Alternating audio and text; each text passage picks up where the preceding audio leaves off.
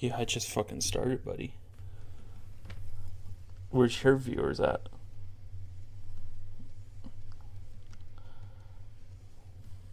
Oh, right. You can't go live, can you? That's tough. Tough. What's up, Fusion? What do you mean, no? What the fuck I do?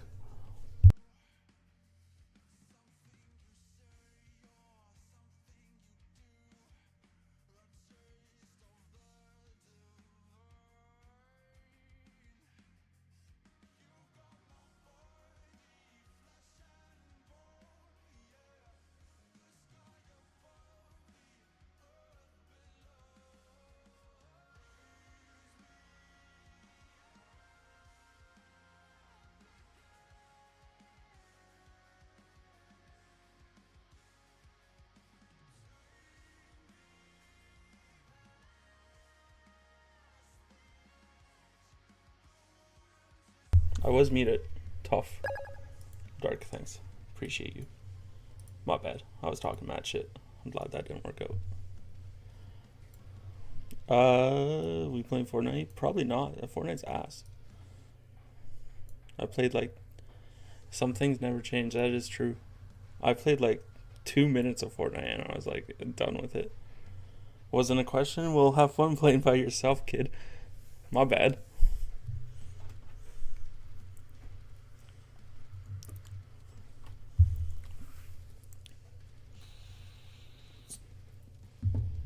You're just gonna hop on and wait for me the whole night? Is that what you're saying?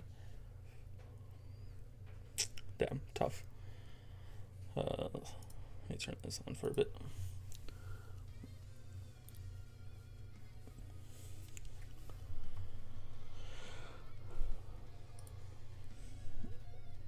So I'm gonna watch Maymay's TikToks, I think, and yeah, that might be a thing for a bit. I don't know how long, but we'll see, kind of thing. Sit there while listening to Slipknot music and cry. Well, it's not Slipknot, and I'm not crying, so got you beat on both of those. Just like your wife beats you. That's crazy. My bad. Yo, Rain, what's up? I see you. I see you. My bad. And he left. Yo, Xavier, what's up, bro?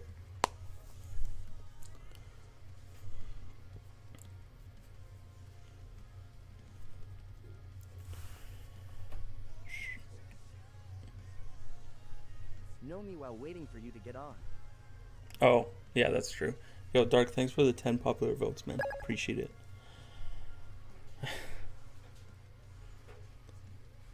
Okay.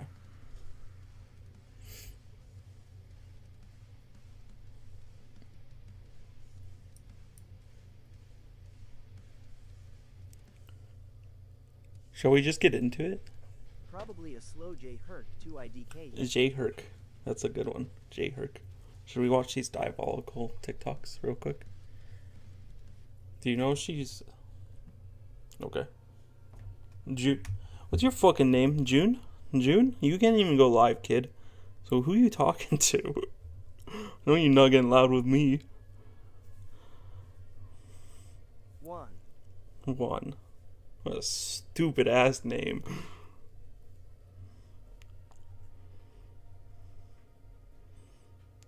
Dark, can you... One Garola and you have 0 bitches.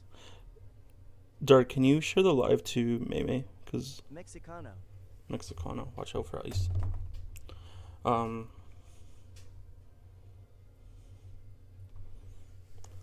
That was fucked up. I apologize. I'll take that back real quick. I mean, if she doesn't come, it's all good. I just figured that... Ice BB. Ice BB. I just figured it'd be something funny. I watched like one of them and it yelled at me right away, so get your headphones ready.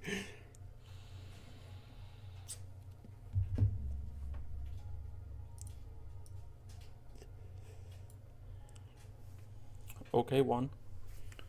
Do you have anything else? Going to do Anthrax. Okay, sounds good, man. I'll see you in a bit. Okay, Juan, you got anything else to say? You've said the same thing 3 times in a row, kid. Put you there. Guys, shush. Obi-Wan and Anakin gonna get D-U-M-M-I-E-D by Dooku. Damn. Rip. My medicine involves a spoon and lighter. Yeah.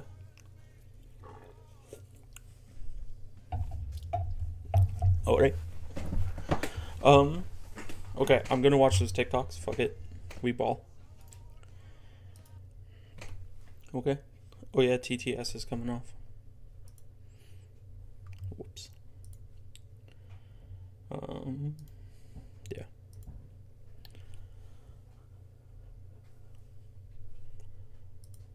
I'm pretty sure they're loud as fuck, just so everyone knows. Some of them at least. Did I just leak it? Yo, look who it is. Mr. Famous. I'm just kidding. Oh my Jack. What's up, Rev? How are you, my guy? Hope you're well.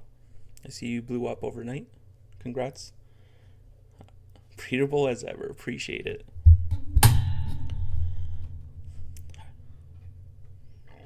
God, I wish I was famous. I mean, 150 viewers is pretty fucking good.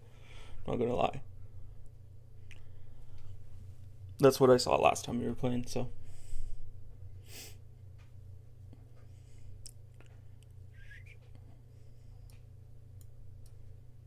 Sorry, I'm just trying to. Wish I was loved. You are loved. Just not by anyone in this chat. Cooked. My bad. That was rude. Yeah, well, that was just the last time I saw, so congrats. I appreciate it. Good shit.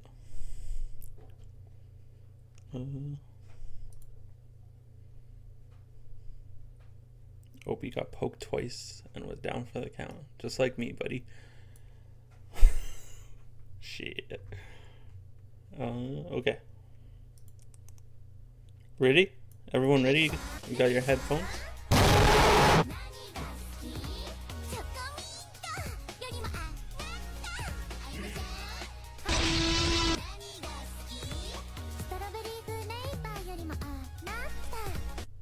Stop thinking it's another girl because I just want to point out that was May, not me. Okay? I watched that because she posted it in the fucking Discord. Just want to point it out. He does. Dark has a way with us. It's crazy. How old are you? 18. James, how old are you? 17. Patrick, how old are you? 15. Deshaun, how old are you? 14. Bree, how old are you? 13, Zoe, how old are you? 11, Dash, how old are you? 10, Jordan, how old are you? 9, Jason, how old are you? 9.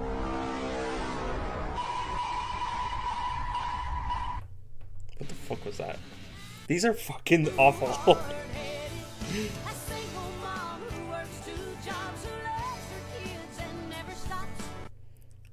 I should say. What the fuck did she send me? That's actually crazy.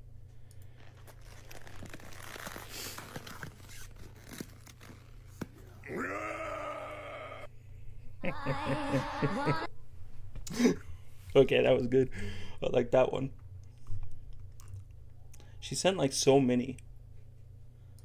I have no idea what they're about, by the way. So, good luck. We focus on technique over strength.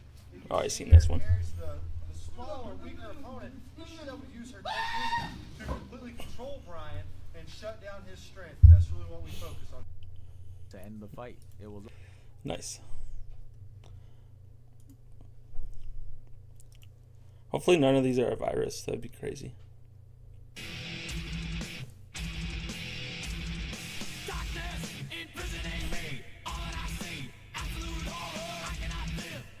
No, I don't think. I think these are just maymays. I'm not seeing any from you so far. I think they're just, yeah, they're just maymays. As you can tell, they're unhinged.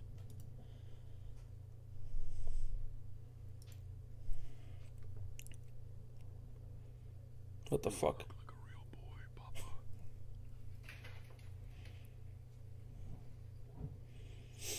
Yeah. Yo, my For You page is cooking me. You sent something? Where did you send it? Seen it? Where did you seen it? Yo, whoever subbed on the YouTube, I appreciate you. W's. Sometimes it doesn't pop up if you don't have your subscribers. public. On TikTok. Pigeon. Send it in the Discord. This is the pigeon Fusion. of today. He is fever. What in the Yep, I fuck? might just bring her on the bus. Here she is. That poor pigeon. She is scared at the moment very much. I might not be able to carry her along. So this is the pigeon for today. Thanks for watching.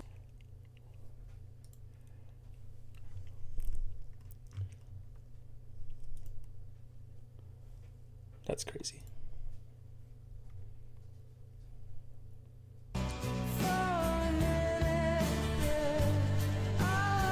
What do you mean you can't? What do you mean you can't? Just do it.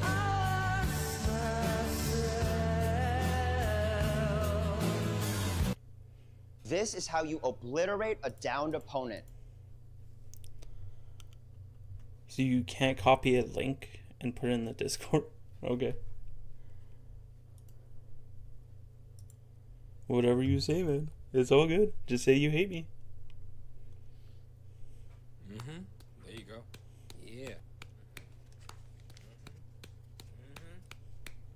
Mm-hmm. Good, Wavy. What's up, bro? Alright, I guess you earned it. Here you go. Yes, Okay, that, it's disabled. that was sick. What the fuck?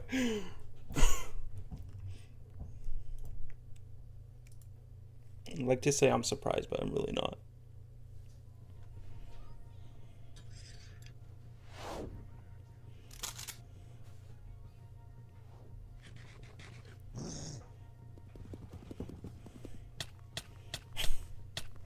Accurate.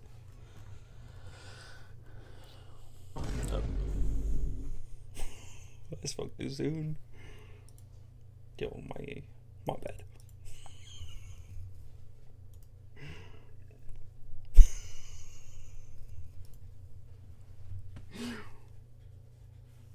No, we didn't think of protection though, did we? No. You know what the whole health method is,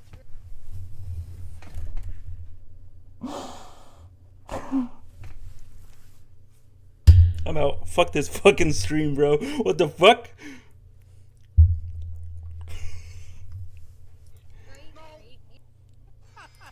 Okay, stop, please. Just for 1 fucking minute, stop. It's actually insane.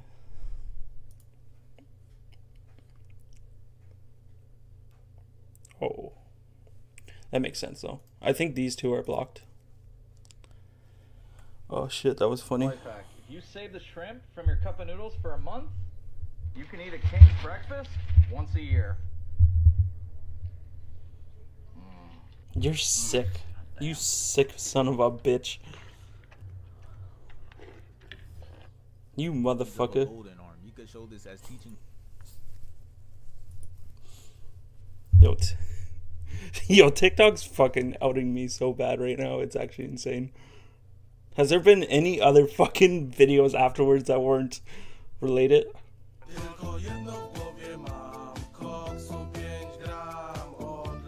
It is, isn't it? We're cooked. What the fuck is this?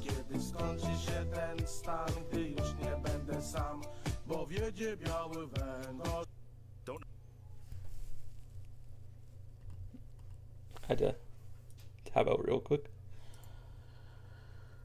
What is this channel? My channel?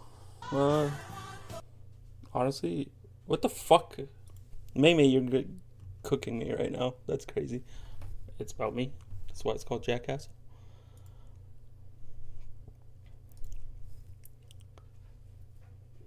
That makes sense. Merry Christmas. Shit.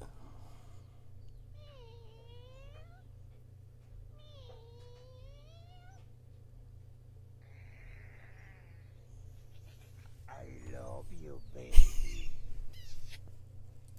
It takes another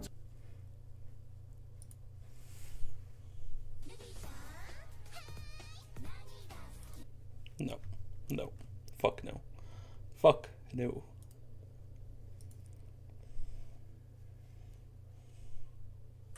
Fuck no. I ain't sitting there watching that. What the fuck? Just play the fucking video. No? Alright. Well, I feel like 90% of these were just like cooked.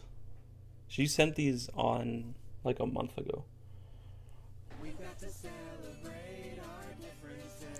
Where do you even find videos like that? Someone should monitor. Dude, these are sent in my Discord. This ain't me, bruh. These aren't me. They are sent in my Discord by unhinged individuals. And I just watch them sometimes. This is the first time actually doing it.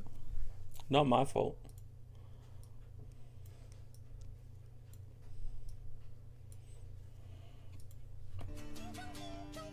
Individual, that's true. No, that's crazy work.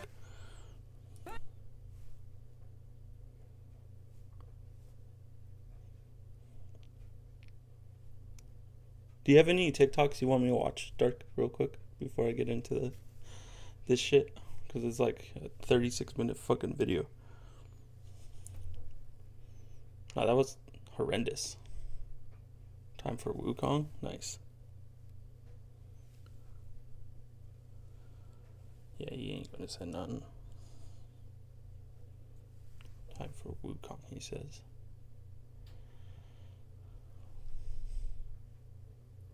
That's true. I just meant, like, if you want me to watch anything particular. But, obviously not. Okay, May needs to be banned out of the Discord. Okay? Agreed? Agreed? Thoughts? I think so. Because that was, I don't even know what to say. Some of them are funny, but a lot of them were not. They were horrendous. So don't leak me, please.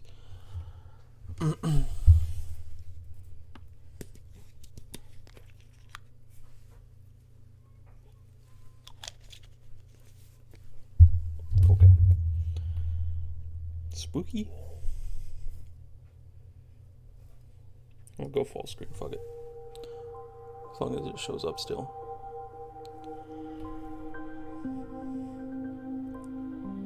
Yeah, I think we're good. Okay. Then I think there's a nukes video too. On the 4th of June, 1960, later. 4 teenagers decide to camp at Lake Bodom in Finland. While their trip began just fine, There's all Peter. of them would wind up dead. Except for one.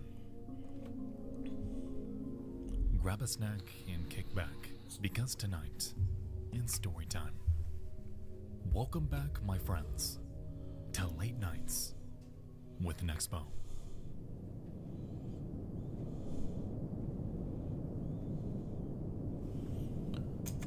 You awake from a shallow sleep. Sorry, I was just doing some. For a moment, you think it's morning already. As an owner of Walton Goggins goggle glasses, I know how to make slick-looking goggle/glasses. But It's probably my favorite commercial, just putting it out there. Sorry.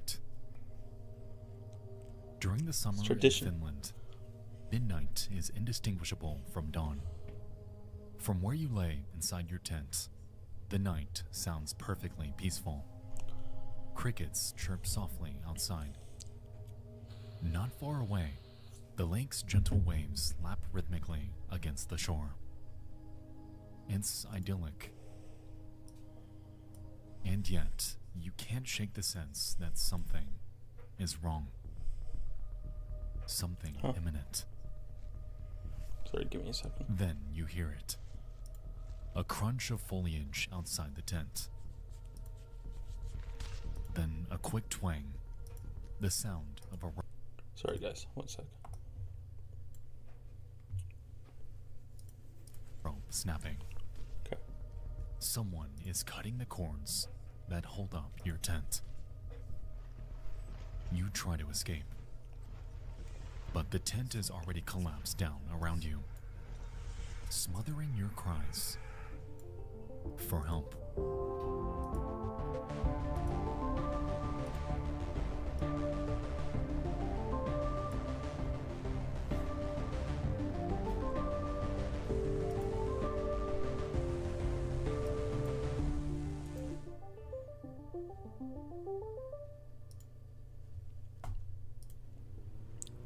Sorry, my June 4th, Unlocked. 1960.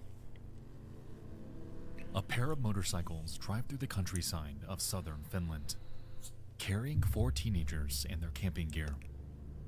On one motorcycle sits Seppo Boisman and his girlfriend Anya Tuliki Maki. The other is driven by Niels Gustafsson, with his girlfriend Mila Bjorklund in the back. I can't pronounce that. Mila's 16th birthday is coming up, so it's the perfect excuse for the friends to escape the city for a weekend camping trip.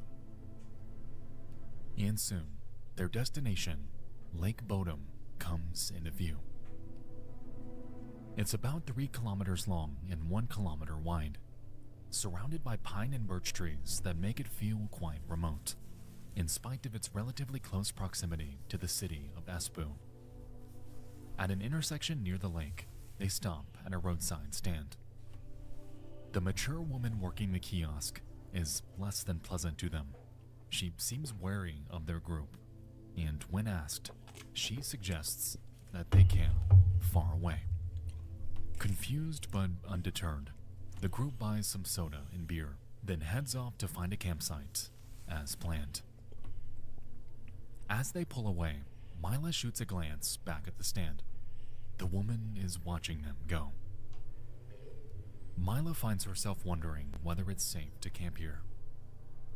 She's already noticed that there are not many tents set up along the lakeshore. There are plenty of hikers and swimmers, and the occasional boat out on the lake. It seems odd that there aren't more overnight campers on the weekend. As they scour the lakeshore for a campsite, Mila, Nils, Seppo, and Anya encounter a handful of day trippers, people there for hiking or fishing, but they make sure to find a nice secluded space to set up. It's not long before they find the perfect spot, a small outcropping on the south shore. They're right by the water, but screened from public view by the trees. Do you like these videos, Dark? They lean their 2 motorcycles against nearby trees and pitch a small tent that's just big enough to fit them all inside. Mila keeps thinking back to the woman who sold them their drinks, the look she gave to the 4 of them, her cryptic warning. Mila hopes that they won't get in trouble for staying She's got here. like 16 notifications. Since this is her birthday celebration, she'd feel awful if something happened. But her concern starts to evaporate as everyone settles in by the lake. It's been an especially hot summer, so the cool breeze over the water is just what they needed. The boys crack open their beers.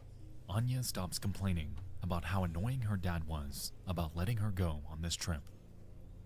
And finally, Mila relaxes as well.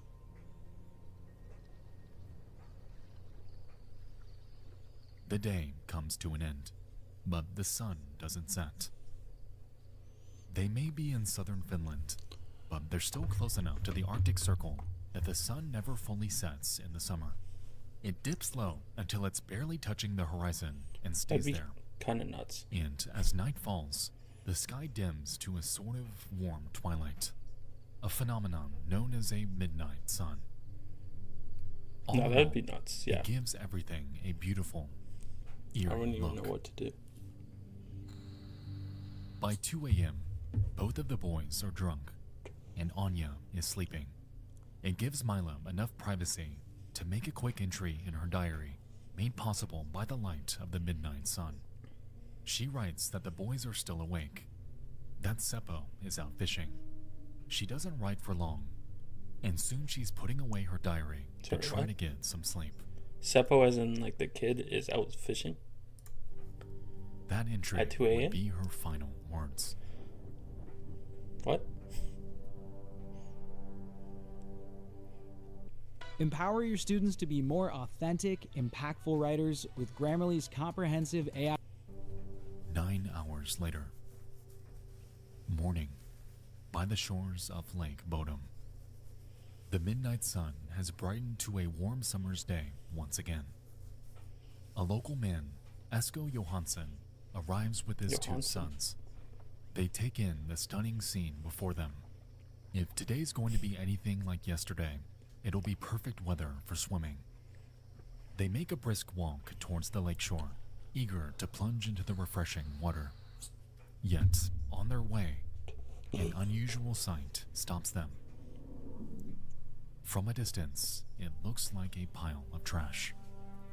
Suddenly, Esco seems tense, uneasy. He stops both his sons from walking any farther and tells them to stay where they are. He's going to go investigate and make sure everything's alright. He approaches and sees that the pile of trash is actually a tent. It's collapsed in on itself, and there are dark stains all over the shredded cloth.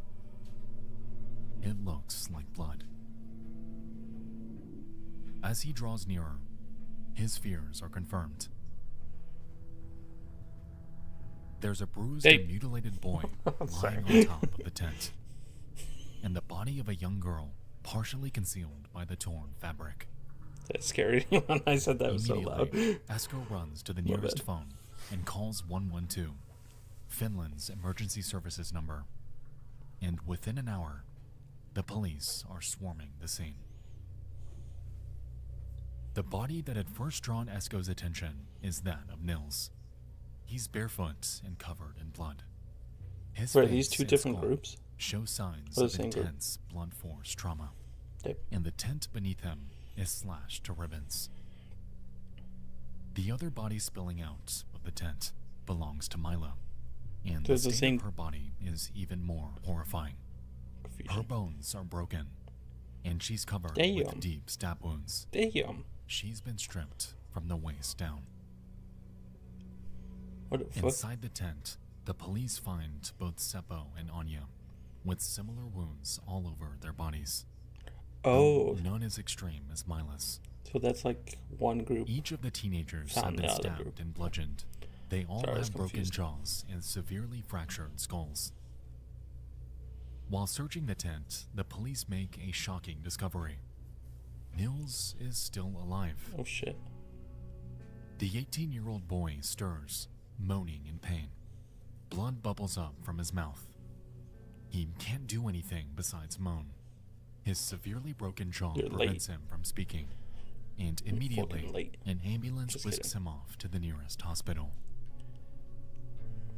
But By you're this actually point, late. bystanders are already Been at starting to 27 crowd around minutes. the crime scene, morbidly curious about See what if all the thieves- commotion I is don't about. have it downloaded. As the number of bystanders grows, it becomes clear that the police have neglected to set up a perimeter. Or are you saying you're just playing? The crime scene D- becomes Doozy, an thanks for the absolute mess, Tartney. with Appreciate it. countless pieces of forensic evidence trampled or lost.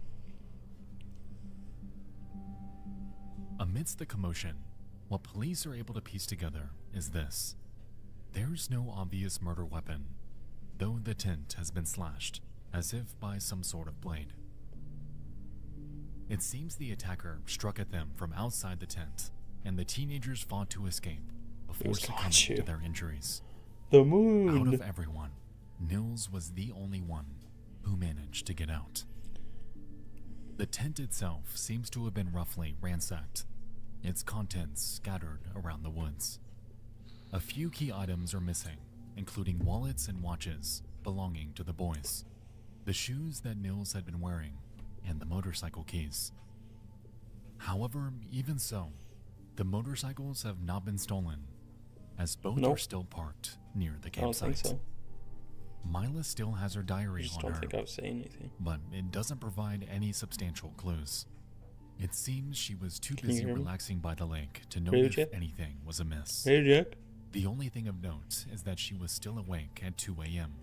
and that both boys were drunk, though it's unsurprising for a pair of teenagers on a weekend getaway. The police also find the shoes that belonged to Nils about a kilometer from camp. They're half buried in the undergrowth and covered in blood.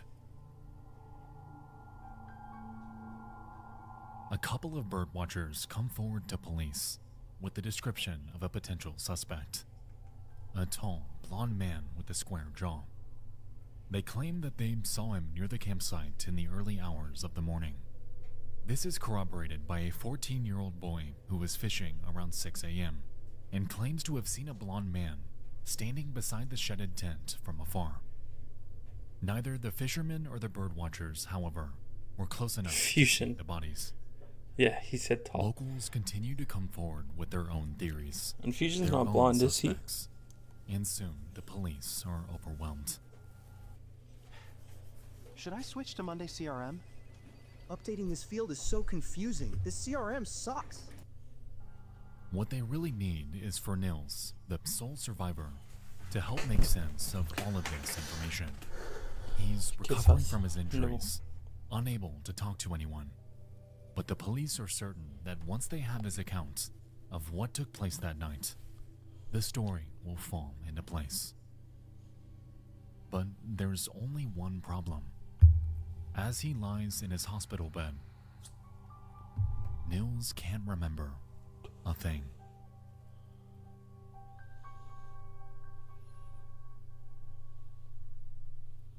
Later on, when Nils is finally able, he gives a short statement to the police.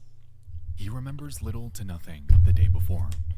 His only memory of the attack is that of a dark shape which he glimpsed through the holes in their tent. There's a bear that stole their shit. Any other crucial details have been lost in the head trauma he suffered. God, this prolong is prolong. The police, drowning in clues offered up by locals, want to see if they can jog his memory. After he's discharged from the hospital, they pay him another visit. And with his consent, they hypnotize Nils and ask him again, "Who killed your friends? What did you see?" In his interview, the results are more concrete. Nils describes the attack, fighting to get free of the tent as the intruder batters away from the outside. He says he got free of the canvas, only for the mysterious man to kick him in the jaw, breaking it and knocking him unconscious. Afterwards, he was left for dead. Nils describes the attacker as a man around 20 to 30 years old, about 5'8", with blonde hair combed back and a Wait. 5'8". It might be Fusion. chin. This is promising news. His description seems to match up with the figure multiple eyewitnesses placed near the scene. The police hypnotize the 14-year-old who claimed to have seen the blonde man, and again ask for a description. He says the same thing. Weird. A blonde man with a square jaw. Using the descriptions given by Nils and the eyewitness, the police are able to create I find it weird that they're a hypnotizing rough people. composite sketch of the man they're looking for. The 3 deceased teens are buried the following week. The event is photographed by the press, and when these photos are developed afterwards, There's they a blonde reveal guy. something that no one noticed at the time. He was there. Among the crowd of heartbroken mourners, there stood an unidentified man, a blonde man with a strong jawline. The authorities' first real lead on a suspect comes from the staff of Helsinki Surgical Hospital, located about 25 kilometers southeast of Lake Bodom. On June 6th, the Monday after the murders, a distressed blonde man is brought into the ward. He's requested urgent assistance, though the doctors don't notice anything physically wrong with him. His shirt is stained red with what he claims is paint. This man, as it turns out, is already known to the Finnish police. He's a 36-year-old German expatriate named Hans Osman. What's an expatriate? His background is shrouded in mystery due to his habit of lying and exaggerating his past. Unsubstantiated claims Hans has made about himself include that he was a Nazi guard at Auschwitz, was reassigned when he fell in love with a Jewish woman, and that he was recruited by the KGB after Hold up, the he's war. cooking? In spite of his suspect backstory, Hans has an airtight alibi. He claims he was with a girlfriend in Helsinki at the time, and she and her family confirm this story. It would have been nearly impossible for him to drive all the way to Lake Bodom, commit a gruesome crime, and get back to Helsinki without them noticing. The authorities dismiss him as a suspect, confident that he's not the man they're looking for, and his red-stained clothes Good luck, are hopefully. never tested. Oh, that prologue. Yeah, that makes sense. Around this time, It is a good another prologue, though. suspect I comes to their liked it. attention. It's a local named Carl Chillstrom. Carl Gilstrom. 50 years old, Carl owns the roadside stand that the four teens visited before heading to the lake. Though often day-to-day operations are handled by his wife and 12-year-old daughter, his wife had directly interacted with the victims on the day before the murder while selling them soft drinks and beer. Carl is the reason there were so few campers by that side of the lake. He's known to be a temperamental alcoholic who treats the shore of Lake Bodom like it's his backyard. Check it out. I found this awesome web developer on Fiverr. Yeah! The freelancer helped the team secure their... He's had numerous run-ins with campers and day trippers over the years, and has been known to throw rocks at people, cut the cords of tents, and even fire warning shots with his shotgun. He looks nothing like the blonde man in the police sketch, but otherwise he fits the perfect profile of someone who would have a violent outburst at noisy teens. On top of that, he lives just a mere 800 meters from the scene of the crime. However, he too has an alibi. Forgot to check if the sound worked on Carl's the wife YouTube. claims that he was with her and their 2 children the entire night the murders took place. And Carl's 12-year-old daughter corroborates this story. No new leads turn up, and the case starts to grow cold.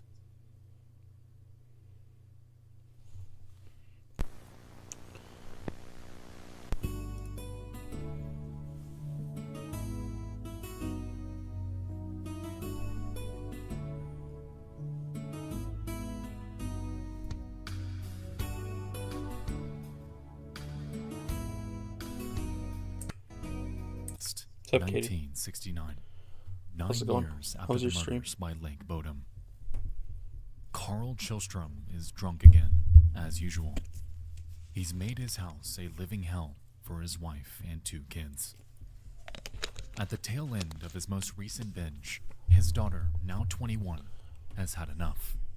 The two of them get into a heated argument, during which she threatens to call the police. Sure, yeah. Carl leaves the house to cool off and finds a neighbor who will lend a sympathetic ear.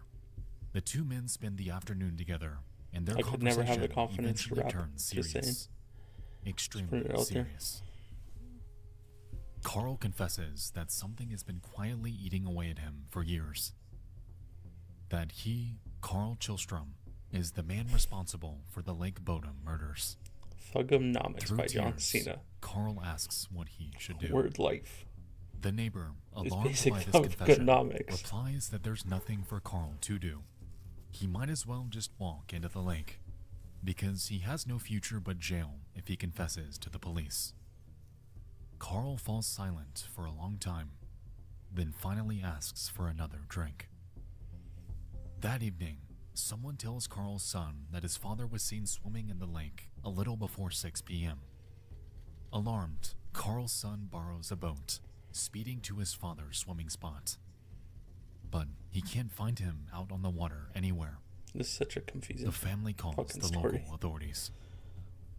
Before long, Carl's body is found 3 meters from where the murders took place. He's clothed, with a pair of wine bottles floating alongside him. At first, Carl's wife rushes to defend her dead husband, insisting that the neighbor must have misunderstood what Carl was saying. But in time, she changes her tune.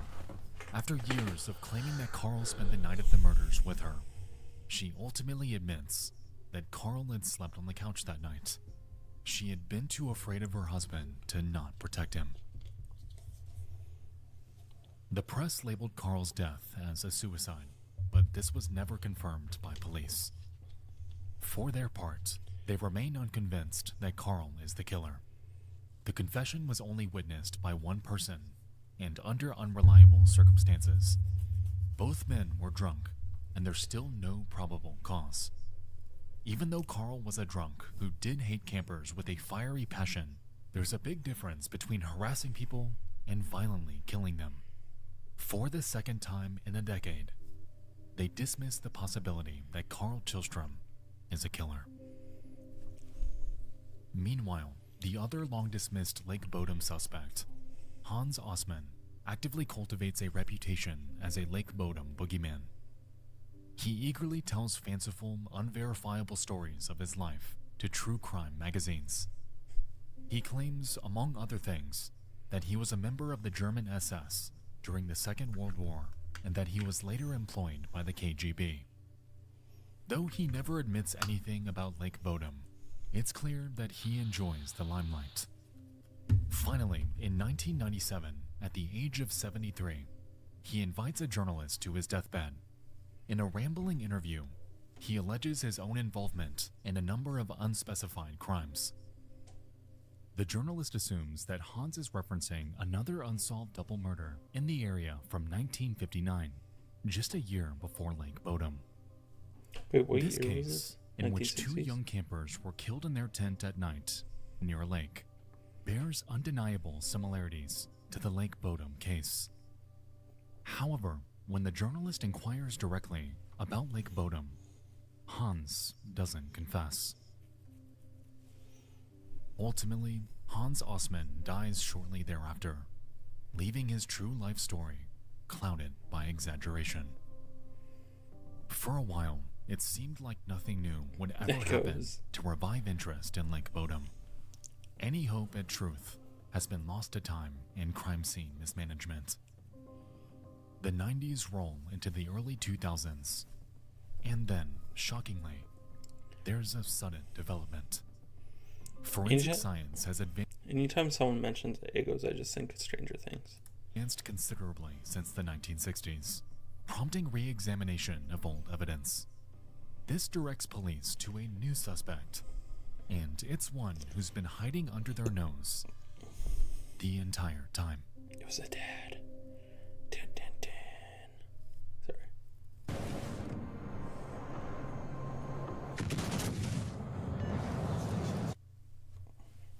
April 2004. Nils Gustafsson has lived a normal life for the past 45 years. Now in his early 60s, he's retired with a wife and 2 kids. The events of Lake Bodom seem so distant now, like they happened to another man in another life. That is, until he receives a visit from the police. They tell him that he's under arrest for the murder of Anya, Mila, and Seppo, and he's shocked. There's no statute of limitations on murder, but Nils had moved on from that traumatic period of his life, or at least... Do you think if, like, you kill someone and, like, I don't know how many fucking years have gone past, that you just one day the cops show up at your house and you're thinking, oh shit, they're here for the murder? Or do you think, oh shit, they're here for something else? Do you think that you just think of it automatically? So or gone. what? The blunders the police made back in 1960 make it a particularly thorny case to relitigate. But one particular piece of evidence seems to have opened up new possibilities. The bloody shoes that belonged to Nils. The ones that were found over a kilometer away from the scene of the crime.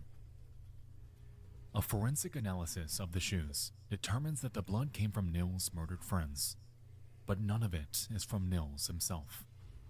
The conclusion prosecutors draw from this is that the killer was wearing shoes when he attacked the tent. Whoa, And the killer, what? by this reasoning, is Nils himself. Wait, whoa, hold the fuck up. I just fucking, what? You mean the guy that was there that survived killed his 2 friends? The original description Nils gave of the attacker, that of the blonde man with the square jaw, is no longer considered relevant, as it was given under hypnosis. And so, Nils is held in jail for a year, preparing for his defense. While he waits, the case becomes a media sensation. Wasn't he fucked up Long too? dormant speculation about the murders splashes across tabloid headlines. It's now where they have a juicy new angle to explore in this case. The lurid story of a teen who murdered his girlfriend and got away with it for 45 Yo, years. Dre, thanks for the heart me, man. W's. August 2005. The trial begins. The prosecution paints a damning story of what happened almost a half-century ago. They theorized that June 4th was a tense day by the lake. Nils had gotten drunk and became aggressive, fighting with his girlfriend Mila. It got so bad that he was exiled by the others from their shared tent. After midnight, Seppo attempted to calm him down. This was unsuccessful, sparking a fight between the two boys. Seppo had won this fight, explaining the blunt force trauma that Nils suffered to his jaw and skull. Seppo then returned to their tent, leaving the defeated Nils behind.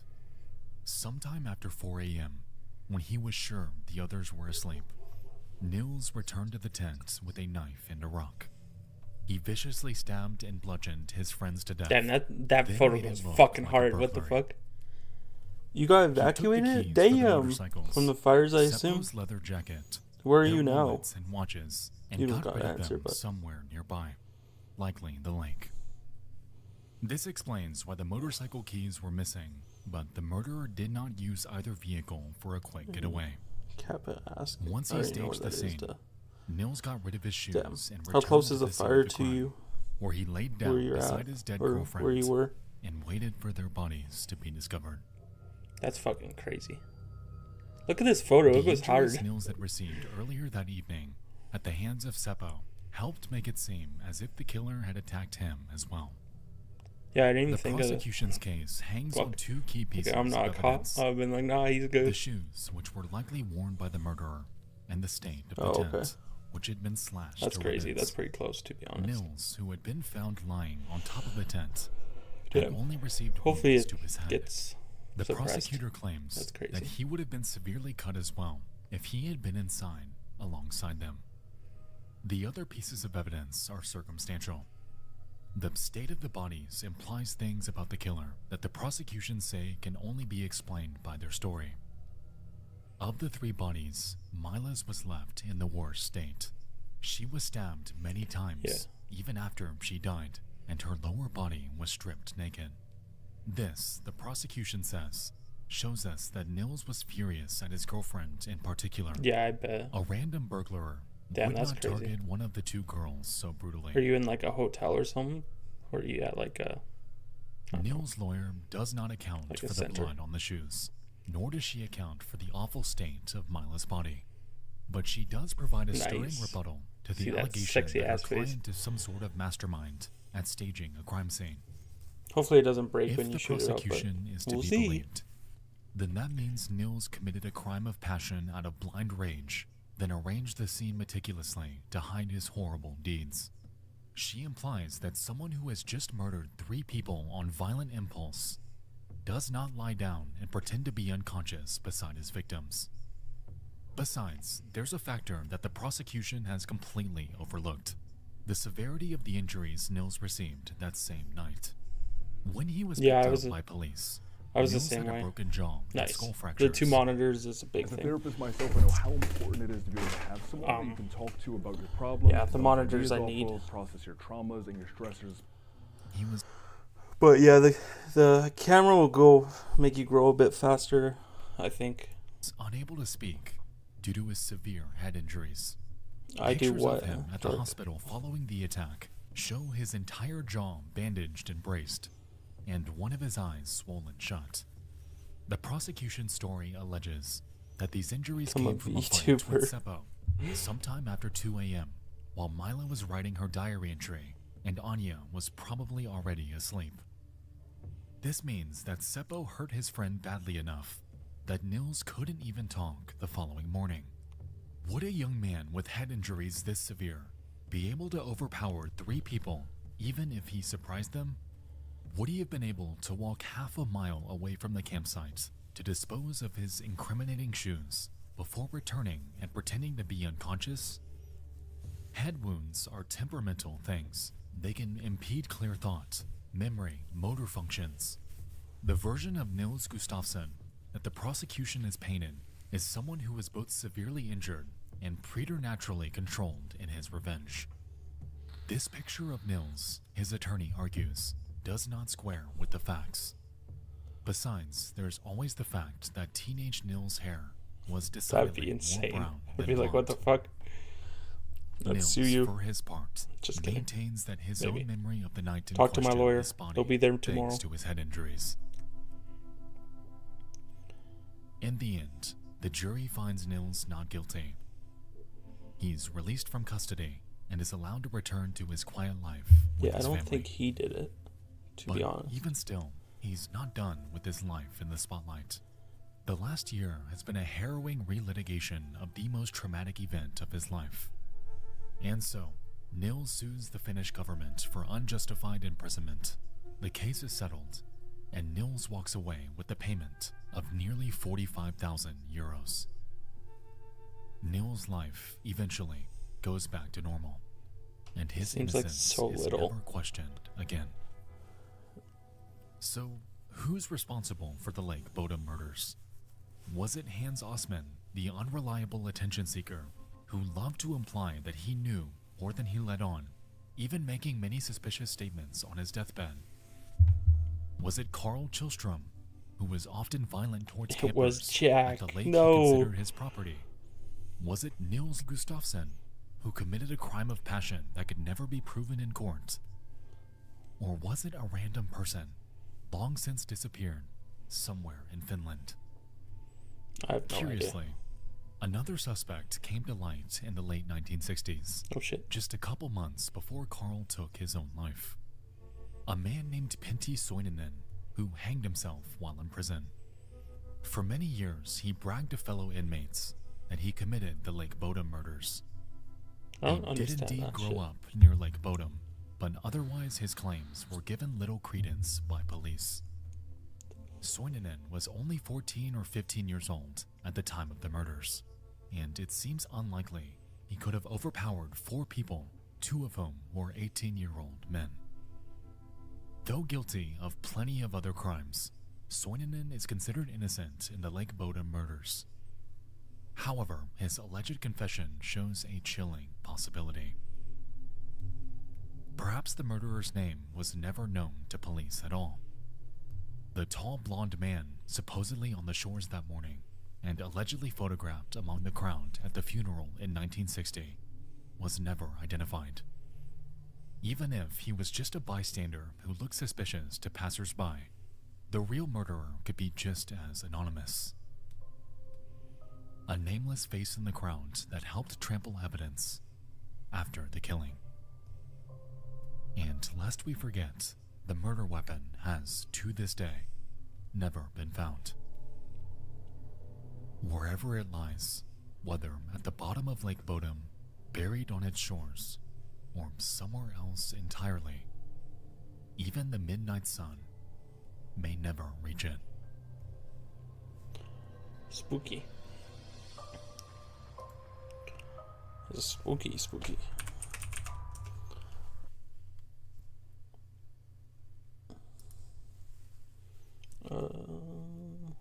I think there was a new one that I saw, like, there's 2. We can watch both, fuck it. Let's watch some spooky shit. Be skeptics, yeah? Thoughts? No, I don't really watch hockey, Dre. I think Oilers won, right?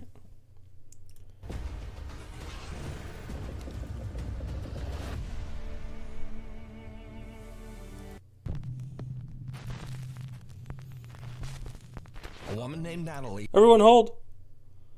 Sorry.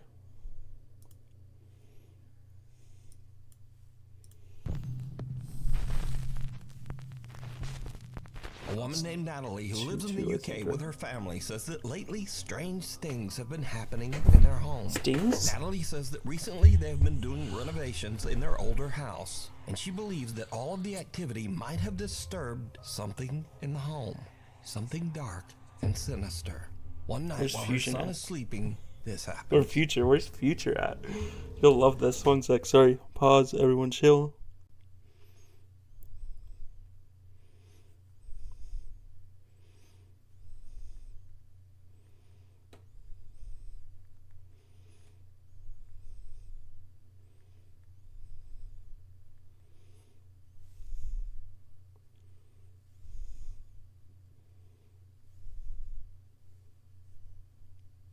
What was fucked up?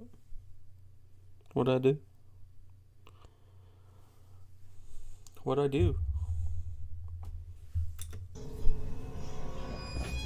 Oh, what the fuck? Someone snatched his ass.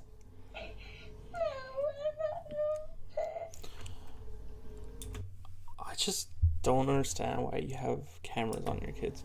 Some Is that unseen weird? force seems to grab Natalie's son by his ankle and I pull just feel him like it's right weird now. off the bed. The boy cries, and as if he is speaking to someone that we can't see, he says, "I don't like it. No."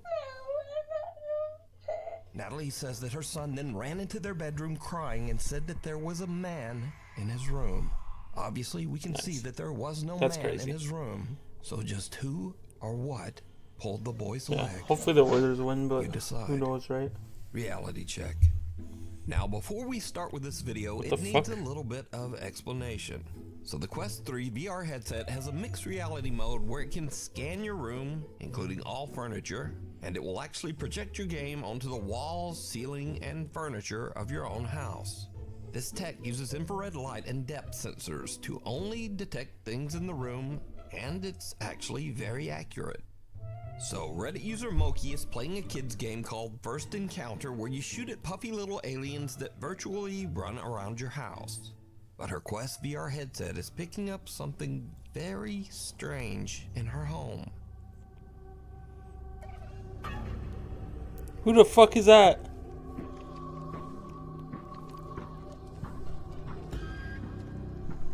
Yeah. Imagine Phasma. Nah, thanks. Even that's spooky. I don't like that. What the fuck? Kick it. Now again, it bears mentioning that Moki is playing a kids game. This is not a ghost game, and whatever that is should not be there. The Quest VR headset has detected something very strange in her hallway. Something shadowy that looks like a man standing there in a dark hood or robe. That's Shaq. So just what do you think that her VR headset was picking up? Let me know. You know what creeps me out about like ghost shit is them just standing there and not moving, right? Like that's more believable than like, you know, them peek in the corner or something like that. I believe them just standing there is more believable than just Midnight Messenger. other shit. Jennifer is taking care of her elderly mother who is critically ill. One night, she sees something on her mother's bedroom video monitor that gives her goosebumps.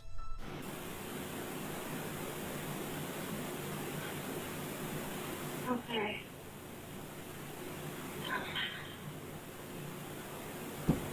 Fuck. Did you hear it? In the middle of the night, a quiet little Yeah, I female watched voice seems to Insidious, whisper, yeah. "Come," and the elderly woman seems to raise Yo, fucking someone upstairs dropped something and scared the shit out of me. I need to change my drawers. her hands and responds, Fuck. "Okay." Then again, we hear the quiet little voice clearly say, "Mama." Okay.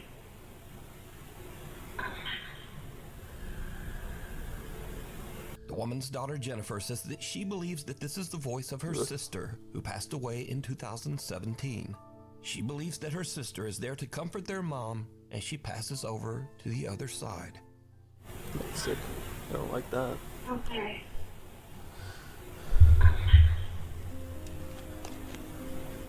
By the way, Jennifer's family has recently had a lot of bad news, with both her elderly father and mother sadly becoming critically ill. If you'd like to help them, you can check out their GoFundMe at this link, which you can also find down in the video description. Get everything your business What the needs fuck, to Dre? thrive That's online fucked up. with GoDaddy's website builder. Scratching the surface.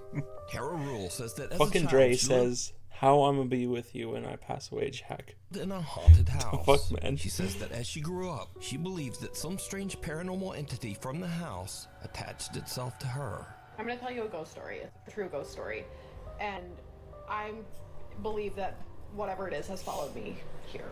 Tara says that she often finds all of the cabinets in her kitchen open. She also says that her cat sometimes seems spooked and will actually just hide for no reason. But Tara says that lately, things in her house have started to get even spookier. I'm on the phone with my stepdad today, right? And he goes, "Who's there with you?" And I was like, "What do you mean?" He goes, "Who's there with you?" I was like, "No one. Why?" And he's like, "Who's that guy talking?" That's crazy, I'm like, Dre. "I'm here What the completely fuck? alone. What do you mean?" He's like, "There's a man We'll call the talking, Ghostbusters on you. like just as loud as you right now." And I was like, "I don't hear anything." And then he said it stopped. But it gets even weirder because you see, recently scratches have started Nah, to that's form fucking on rude, Tara's Dark. windows, but not on the inside.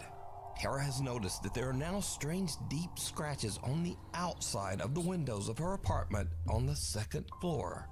So bad news, there's new scratches. Again, these are on the outside. No, you guys are rude as fuck. I'm on the 2nd floor. You can tell me what you think it says.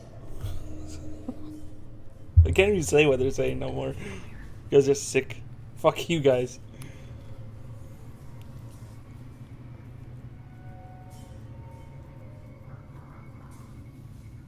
I don't know what it says,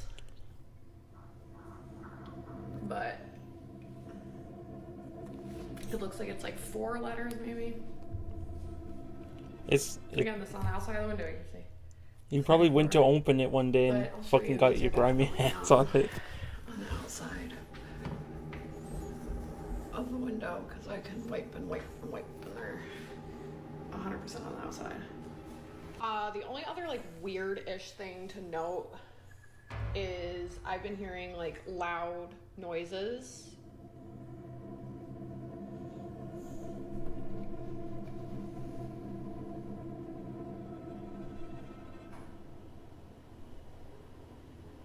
A big blue eye by my washroom in my papa's house. What? That's Jackie. Oh my god, thank god.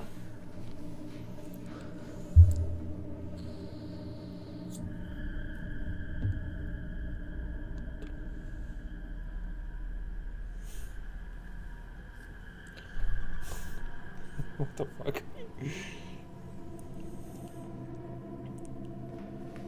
Are you wrong for that, Dark?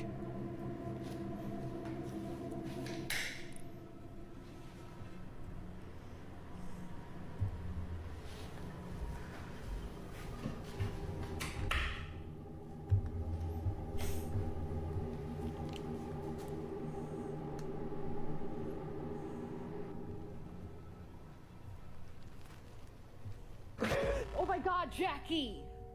What? I'm sorry, dude. Fuck! You just scared the God fucking damn it.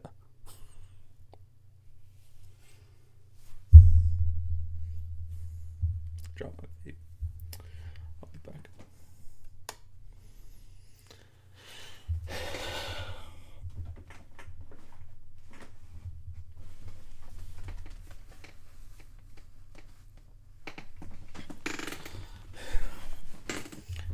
No, motherfucker, she said my name. Did she not? She not say my name? Oh my god, Jackie! She said Jackie. I'm sorry, dude. You just scared the holy shit That's what out of me. scared me, bro. As Tara is showing the new scratches that have formed on her windows, she actually manages to capture one of the kitchen cabinets opening all on its own. Understandably, she is a bit freaked out. To this day, Tara Rule still experiences strange activity in her apartment, and she found new scratches on her windows just days ago. If you see something that you think would be perfect for the top 5, email me at nukestop5@gmail.com. You can also tag me on TikTok at nukestop5official, and be sure to tag me only at nukestop5official because there are a lot of fake accounts on there. The other side. Brother and sister Josh and Crystal are doing a paranormal investigation at the notoriously haunted Hotel del Coronado in San Diego, California. Should I just go out and go, son? Opened in 1888, and over the last 137 years, workers and visitors at the hotel claim to have witnessed multiple paranormal incidents and sightings. Should I just get There like are an constant in real life reports of camera lights and just flickering, fucking go televisions turning ghost on hunt? and off, and things flying off shelves. Josh and Crystal see something in a side room and Would you try guys to listen to catch me it on heavy film. breathe the whole time? It doesn't really work, but they do catch something even creepier. It's okay. I can see you. Come to me. Are you a little boy? Huh? It's okay. Come here. It's okay. I don't know if my eyes are playing tricks on me, but it looks like it's going like back and forth.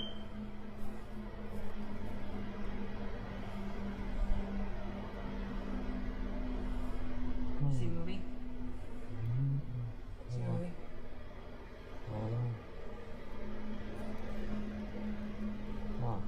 it's okay. Motherfucker, I don't see nothing. I see a shadow. Come back. Go straight. Look straight towards me. That fucking beeping though. Turn towards me like you were earlier. Put your back towards me. Oh fuck no, bitch. Crystal attempts to talk to the spirit of a little boy that she believes haunts the room. Suddenly, Josh's camera captures the spooky, unexplained shadow of a little child that seems to run right past Crystal from the other side. Earlier, put your back. Okay. Ghosts are real. So did Josh and Crystal catch evidence of the supernatural at the old Hotel del Coronado? As always, you decide. That was weird as fuck.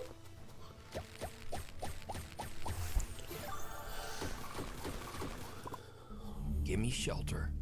YouTuber Tyson Pierce has a channel dedicated to travel, the outdoors, and basic survival in nature. But on one dressed like a fateful day, Viking. all of his training is put to the ultimate test when something happens that is absolutely terrifying.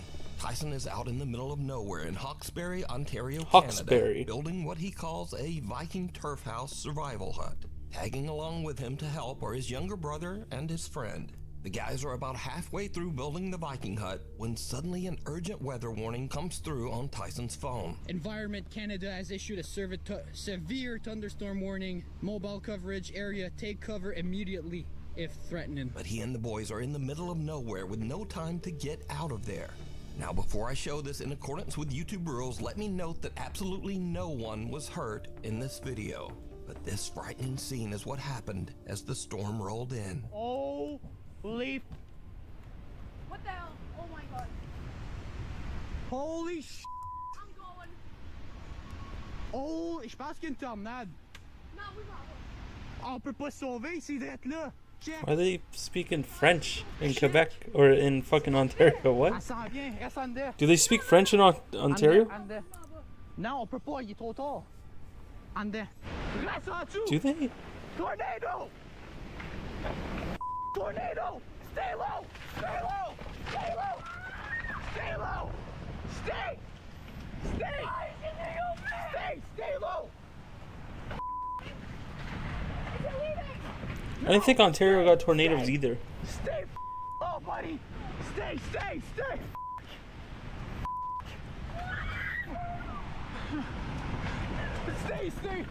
It's actually kind of crazy. In this small ball! Stay low! No, we're good.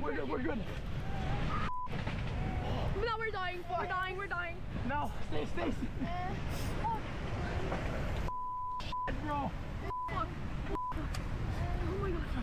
Oh my god. I like the grind that he did put the camera away the whole time. Stay, Miguel. Stay. Holy. Do they? I didn't think they did, but obviously they do. On est good. Sir, 100%, sir. Please, God, please. Like I thought Quebec and New Brunswick.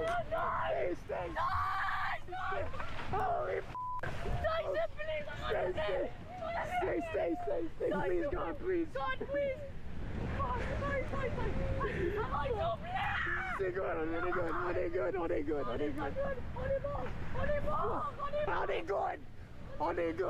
On est carré.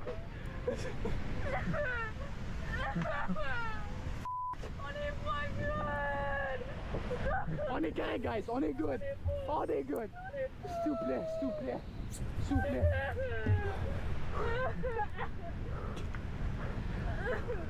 Now again, let me repeat that in accordance with YouTube rules, none of these guys were hurt.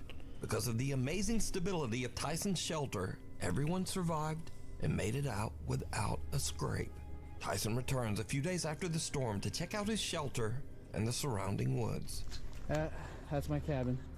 Did the shelter survive the trees? Damn.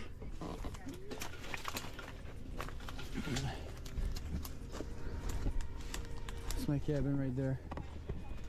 That is insane. It's actually insane that That's it stayed though. up though. I'm impressed. Snap. I need to clear the trees. That's snap there as well. The trees around the shelter have been uprooted and blown to the ground, but the shelter is still there.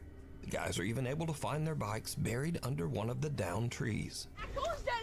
Oh, yes. Oh my god, no way. Bro. Our bikes are good. Wow. Good spot. My bike. Our bikes are good. So Tyson's amazing nature shelter actually saved their lives. He considers it a blessing that they were all able to escape without injury. Thank you. The night visitor. In the city of Gwalior in India, something very strange has been happening. Multiple people have recorded CCTV footage of a strange woman wrapped head to toe in traditional Indian clothing who seems to roam the streets late at night, ringing random doorbells before just vanishing without a trace. It is said that animals react strangely to the woman, often running in fear. On one late night, a family in Gwalior records the woman walking down their street. It's like, fuck that.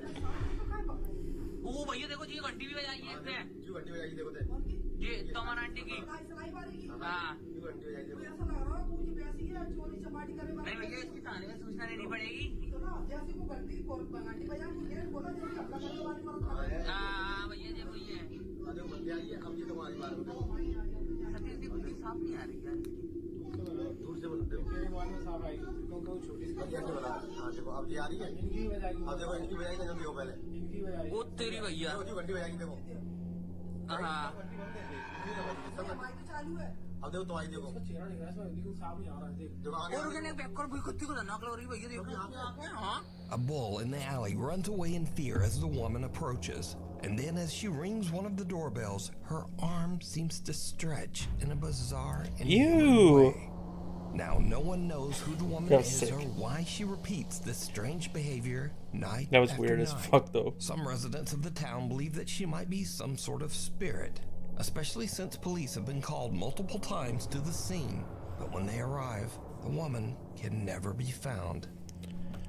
Monday CRM has the best AI features in the game. Especially in sales. Hands down. So for me, Just outside your window. It's late one night when three brothers are asleep in their room. They wake up to a strange sound that seems to be coming from their window.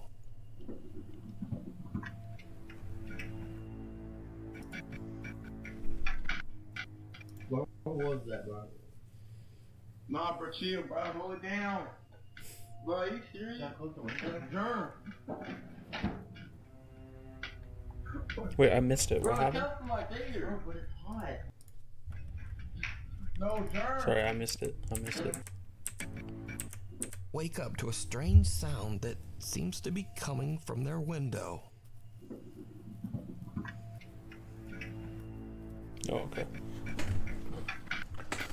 What was that, bro? Nah, bro, chill, bro. Hold it down.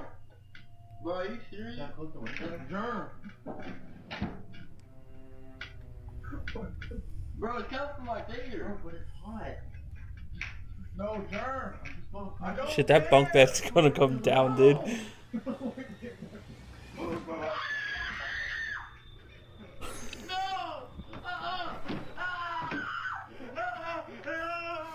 The boys have the fright of their life as they hear and see someone or something looking into their window. And they run from the room screaming. Unfortunately, the clip was posted without a source, so we just have to wonder what they saw. And Sorry, that even made me laugh. scarier, we have to worry that these shaky bunk beds will someday come crashing down and crush that guy. That's on what the I bottom said. bunk. Oh no. That's probably why he ran. 8 lives.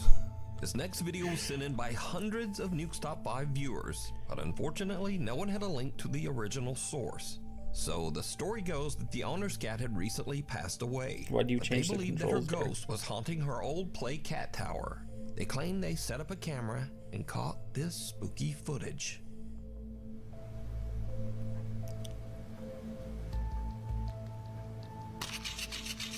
Yeah.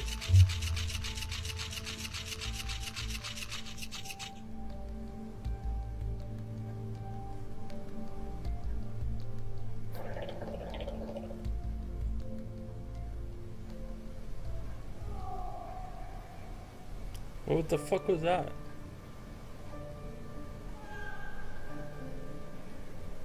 What the fuck? Dude, that's sick. I don't like that. What the? Now, I have no source on this video, and I'm certainly not saying it's a quote-unquote real video of a ghost cat, but it's definitely kinda creepy. And some animal lovers say that they actually find the video very comforting. To But who, let me though? know what you think. I guess I can't judge. Scurry videos. So, as usual, Scurry these are videos. videos that were sent in that didn't really fit in the rest of the list. They're either a bit silly, a bit funny, or just kinda weird. So, Kaylee Shreve is working her shift at a Victoria's Secret store, and she goes to take a restroom break. Oh. But things start to get What do you use very R1 and weird. R2 for? I swear to God, this hand dryer just turned on by itself. And that's how far, like, this is how far away I am from it. Turn on again if there's somebody here with me. I will shit on myself right I'm not even wiping my ass. Now that was truly disturbing. And let's hope that one of Kaylee's coworkers had a wet wipe or something. I will shit on myself right I'm not even wiping my ass. Next up, TikToker RCA is exploring an old abandoned house that is said to be haunted. Didn't have He to say encounters that. something lurking in the decaying house that shocks him to his core. Get good.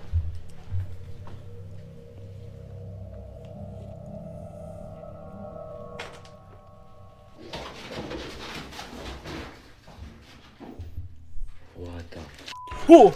Yo, what the? Fuck!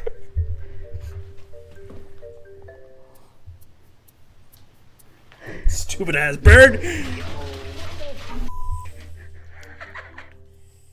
So it's only a black vulture, but these birds usually feed off dead things. So what if there's something dead in that? No, there's probably not. There's probably nothing in there. Anyway, and finally, there's nothing worse than Got when me you rent fucked a up. nice Airbnb and the owner decides to drop by to say hello. Especially if they drop by like this. What the hell? Yeah. Excuse me. Yeah. You're the people that I let the house to, right? Yeah. You're here on holiday. Yeah. Who are you? I own the house. I'm Richard. What are you doing? Fuck, I hate Airbnbs, bro. Why does he have a trap door? Where's your trousers? Where's your trousers? If it's not inconvenient right now, I'd like to use the bathroom. Excuse me, we've rented this house from you. Yeah, well, any problems? No, there's no problems, mate. Just like, With the house? well, yeah, I'm happy with the house, but like, what are you doing here? I live here. You did, yeah. I'm sorry. It was but, fucking like, awful. What are you doing, mate? Where's my privacy?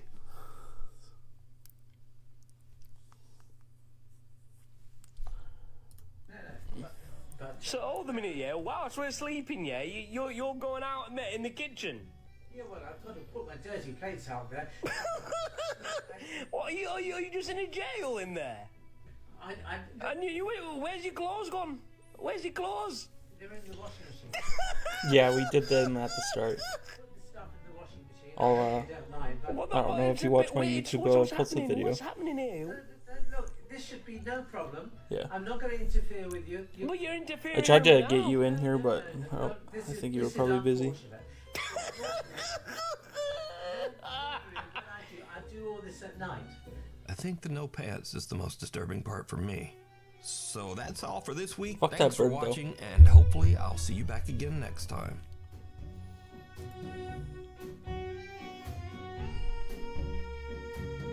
I'm quiet compared to the video. Lovely. Let me see if I can fix that.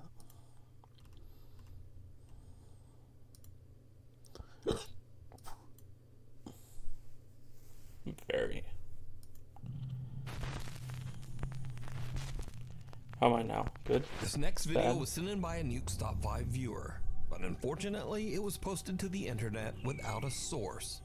So the story goes that a woman claimed to have a doll that was haunted, You have and no she said clue that she what would I've often been catch it saying. moving all on its own. After being asked repeatedly by viewers, she decided Really? to point a camera at the doll and live stream That's the fucking entire awful. thing. Rip. Around an hour in, with skeptical viewers watching closely, there was a bit of movement. Watch. Or I changed it a little bit.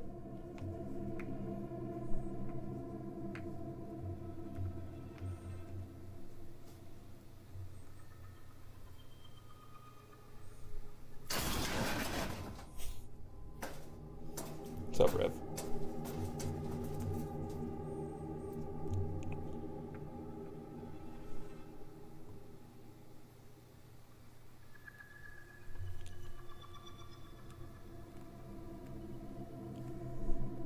Jump scare? Oh, what the fuck? Okay, okay.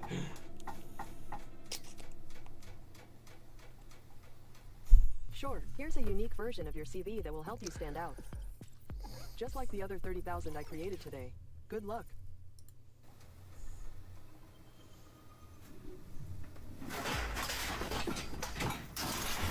What the fuck, bitch? Hey! Now, the doll doesn't actually move, but the items surrounding it in the storage closet fly violently across the room, and even on top of the doll.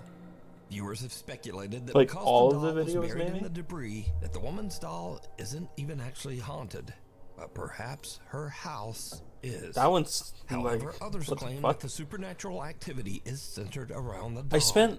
Here's the thing about the Nukes top 5 is I spent like a long time watching them before I started streaming. So like I seen like all of them. And some even claim that So I'm they trying saw to the like doll move in watch the video new ones that before come out when they everything come out, came but crashing down. But without a source, we'll never know. So, what do you think? A hug goodbye. A woman who calls herself Sissy says that her husband passed away 8 months ago under very sudden and unexpected circumstances. One day, as Sissy and her son Clarence are walking out of their front door, their Ring camera records something very strange.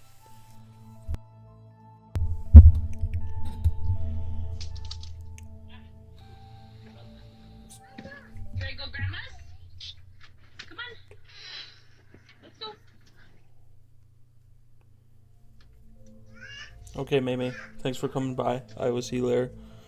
When I post a video of the when I post a video about the TikToks, I'll send it to you or something. And Mimi, thanks for the rose. Appreciate you.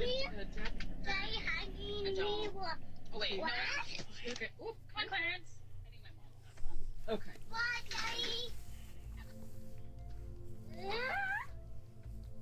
That's what I was just about to ask. What'd you say, bud? Did you say bye too? I said bye. I said bye, Daddy. Oh, okay. That's sad.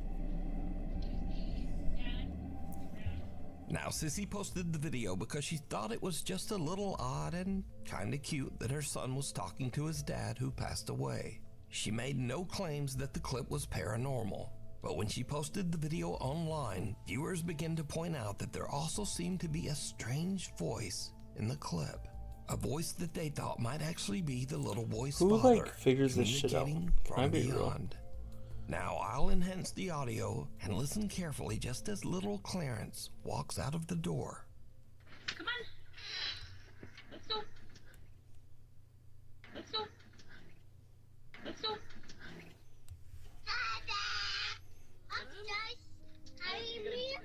A quiet voice seems to whisper, "Honey," and the boy seems to look around as if searching for who said it. Even stranger, he seems to think that it's the voice of his deceased father, and actually walks over as if his dad is standing nearby on the porch. The little boy says, "Daddy hugging me," and again a strange quiet voice seems to whisper back.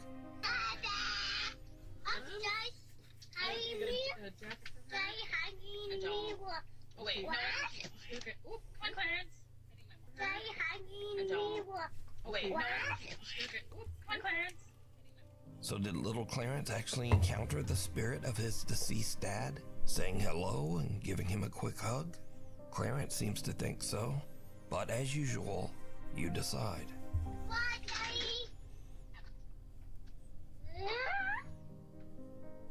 Witchboard. A woman is doing a solo investigation of a haunted house and is using a Ouija board to contact a spirit named Brenda that she believes inhabits the home. But as she conducts her Ouija board session, she begins to suspect that she might be in contact with scurry something shit. much more sinister. Am I dealing or am I speaking with the devil right now through this Ouija board? It is not Brenda. You've just said it's Brenda. It's not Brenda, is it? Oh my god. I'm trying to take deep breaths. Who am I communicating? I'm losing my. Who am I communicating with through this board? What the fuck? My nose is bleeding right now. Oh my god. The demon it's trying to say. I know I've got no tissue, but my nose is bleeding right now. That's fucked.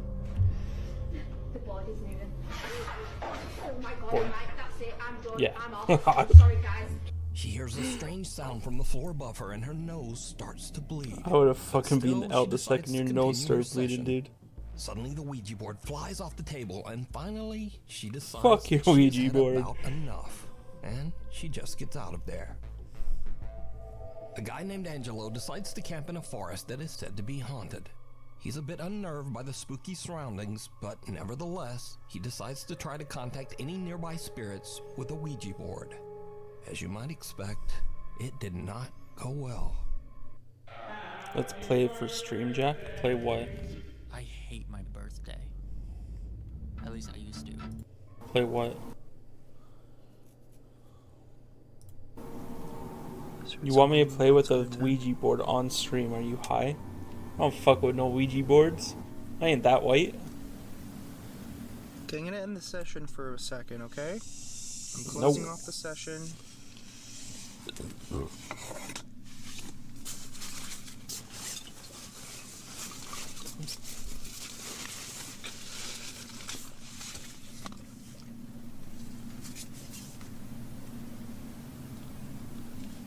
I don't see anything. That was weird. You like that one?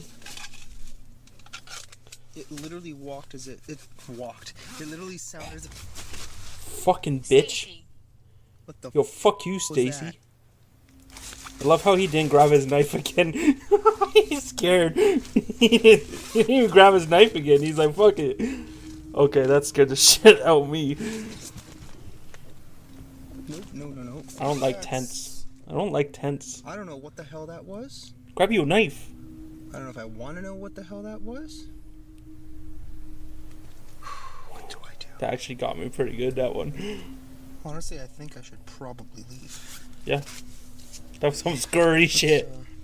I think I'm gonna do that. Angelo begins to freak out from the strange sounds that seem to surround his tent and decides it's time to leave. Oh, okay. Yo, you know what's the worst part about tents is getting out of tents. Because there's so many things that could be just there. And you could just be fucked. Okay, exit is just down that way. Oh, that was a really bad idea. That scared the shit out of me. If he turned around and there was something there, I would have fucking shut the stream off. I just heard something. Something. Of course he's running and not fucking like... What the f was that? I'm scared. Nope. Let's just go. There's the exit. A guy named Brendan Castagnon says that he used a Ouija board in his house, scary. but didn't sign off I properly did not at like the that end one. of the session. He claims Had that me after gut. this, he began to experience strange paranormal incidents in his home. One night, he awakens to the sound of something moving around. Trying to in dodge the the room. ghost, bro. He grabs his phone and starts to record.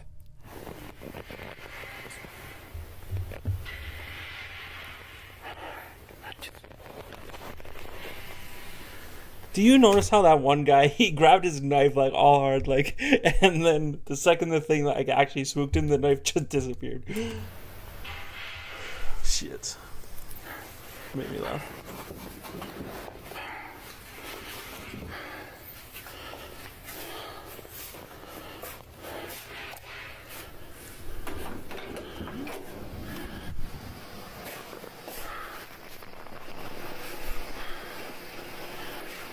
Ay, cabrón. No manches. ¿Qué era eso?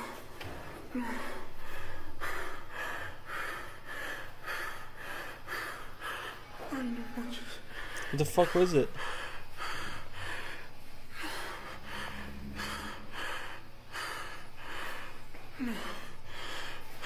I didn't see it. Oh, nope. I'm out the fuck out. Around the corner. When Brendown approaches, there's nothing there. Now terrified, he tries to retreat back to his room, but the door slams shut right in front of him. Brendown Castagnon says that after this incident, he never used the Ouija board again. And thankfully, the supernatural incidents in his home have slowly And Dre wants me to use a occurring. Ouija board? You're nuts. No. Abandoned? Not happening. Or not? Nope. A guy who calls himself Native Penguin was doing some urban exploring on the grounds of the Cherokee Heritage Center in Park Hill, Oklahoma. A collection of old buildings were built on the site of the former Cherokee Female Seminary, a boarding school for girls that burnt to the ground in 1887. Suddenly, Native Penguin starts to hear something very strange. Probably see someone behind you on stream. Well, am I tripping or is there something going on in here?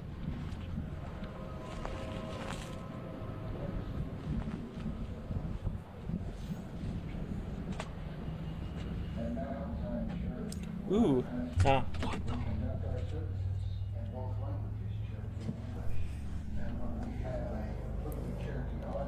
This shit had my fucking mouth wide open.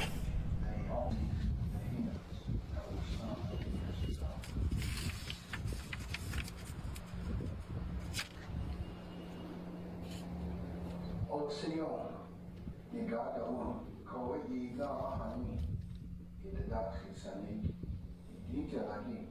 After moving to Indian Territory, Cherokee Nation set aside 1 acre of ground for each church congregation. Moravians, Baptists. Dude, that's so creepy. What the Why fuck? is this?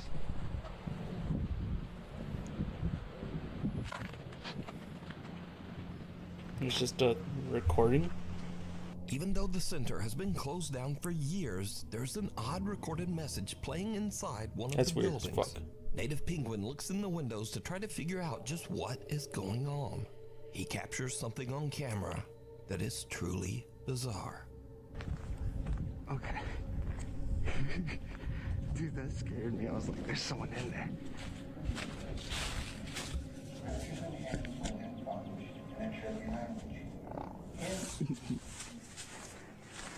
He just shit himself. At Mount Zion Church, where I pastor, we conduct our services in both languages, Cherokee and English. What do you mean behind the window? Some strange white apparition seems to glide by Oh, just I didn't behind the see it. building's old wood stove and disappears. Now, some viewers say it looks like a girl in a white gown, but what do you see? Did Native Penguin capture the spirit of one of the girls from the old burned school that once stood here? You decide. Some dungeon entrances in Top Heroes are super sneaky. At Sentry Tower, most players just grab the chest and leave. Driven to the grave. A man named Mark DeFalco is on his daily walk around his neighborhood when he notices that a car has crashed through the fence of the local graveyard. He starts to film, and what he captures is absolutely unnerving.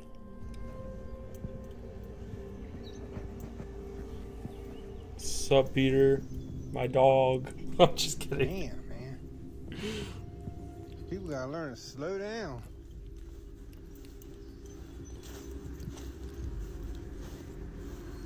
Lucky they didn't hit none of these tombstones. Real lucky. Hello?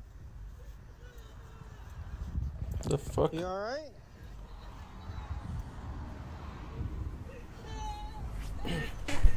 You okay? That's fucking nerving. What the hell? What the fuck is going on here? There ain't Yeah, that was nobody fucking there. spooky. Miss? Hello? Mark hears creepy, What the fuck was that, though? Miss? Hello? Oh, okay. Mark I'm hears just spooking creepy, myself out now. unexplained sobbing as he approaches the car. But then it suddenly seems to just stop as he reaches the car. Now, Mark received multiple requests for a follow-up video to explain the situation. But Mark says that he didn't really understand what happened himself. but he did provide a pretty simple update. Well, I finally got an update for you on that cemetery video.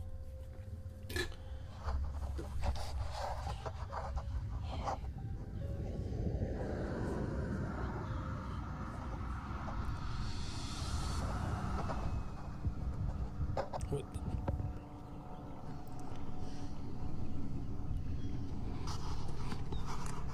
They fixed that fence. Now, this video was filmed 3 years ago. Oh, and shit. to this day, Mark claims that the video he captured is 100% real and that he can explain it. But let me know what you think. Have you been drinking, Peter? You okay?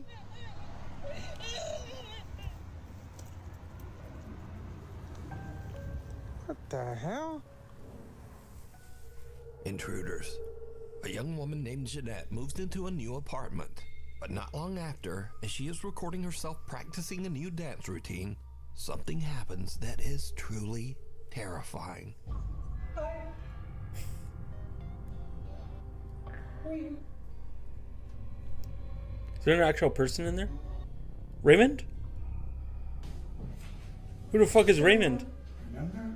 Your friends? No, I don't remember.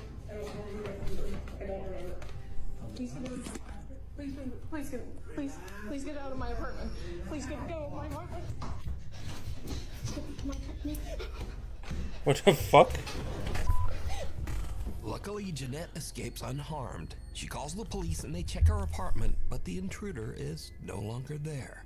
Jeanette says that the man was never caught. But it gets even gross as weirder, fuck. because after Jeanette uploaded the video of her frightening experience, observant viewers noticed something very Didn't the door strange. open? As Jeanette is fleeing her apartment, something seems to open the door right in front of her, as if clearing her path so that she can get away. That's what I fucking Please get out thought. of my apartment. Please get out of my apartment. Yeah, that's fucking weird as shit. Jeanette says that she has no idea how this could have happened. W Ghost. I don't know. I'm just as confused as you guys are. I have no f***ing idea what happened. This door is not the easiest to open, and this is why I think it's like a divine thing, or like, I don't know, a ghost. Or, That was weird. yeah. It's not easy. So it's not like just like the wind pushed it or anything. I think someone actually, or something, I don't know. So now let's cut ahead to a few days later. Jeanette and her friend are unboxing some of her belongings as she continues to move into her new apartment. But her friend sees something that gives her the chills.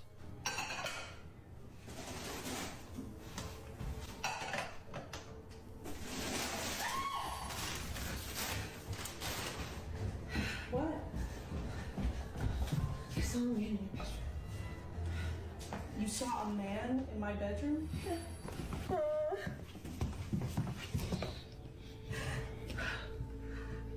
He was right there between the green table and the bed, against the wall like this. No. Jeanette's friend says that she saw a man just standing in the bedroom. But now, the man is gone. Was it A few Raymond? days later, and again Jeanette hears some strange noises from somewhere in her apartment. What happens next is pure nightmare fuel. Dude, what the fuck? Is this chick cursed?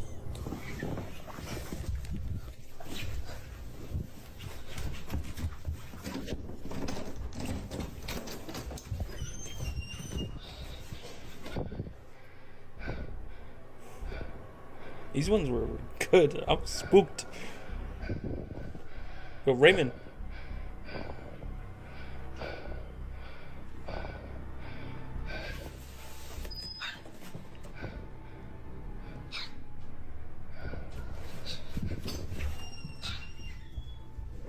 Yo, what the fuck? This video is actually scary as fuck. I can't fucking handle this.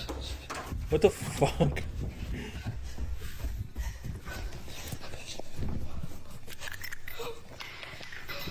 Hey, grab that pepper spray.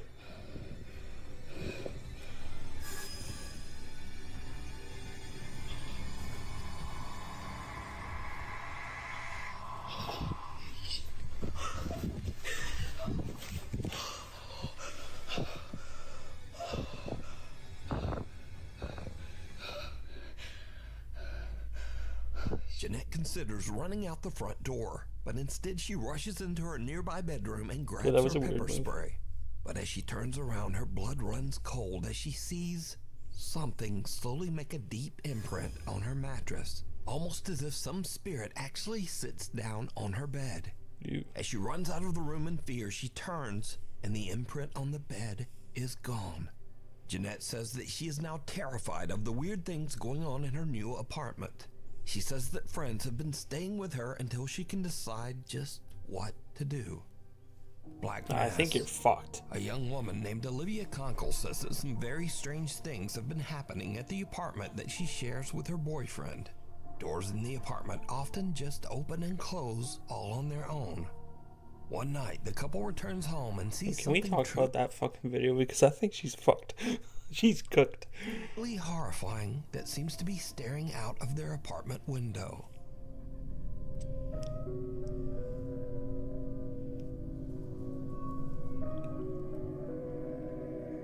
The fuck? I don't think he's here no more, Daisy. The couple looks around their apartment, but there's just nothing there. We're about to go in. I don't think I've ever been more scared of my life.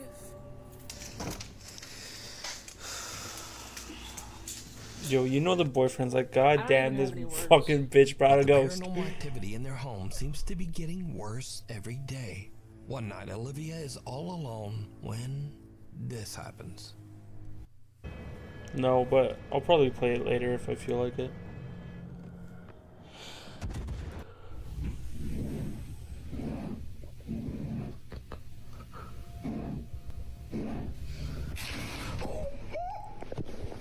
So, are Olivia and her boyfriend Ooh, being haunted fuck. by some dark, shapeless thing that hides in the shadows? You decide. Scary videos.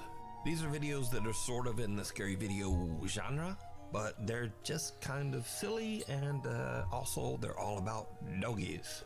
So, first up, a man is watching a horror movie when very strange things start to happen nearby. Yes, that's good. Because I'm here for my piece that slice my thing. Oh. Bitch. Bitch. Bitch. When I tell you I got scared. Is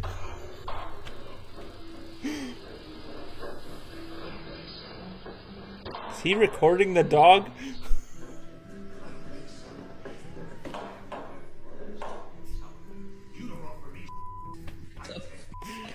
Bro, I'm literally watching a horror movie. Stupid ass dog. Alright, so it was just an old dog trying to remove his diaper, but even that's a little bit scary. Poor doggy. Next, a man leads his little French bulldog back inside his apartment building, but someone has just set up a spooky Halloween decoration at the end of the hallway.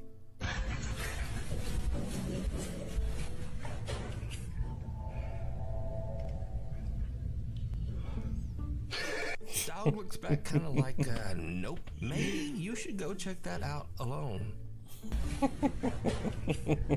Sorry, that shit funny. And this one, the caption says it all. If your dog is scared, you should be scared.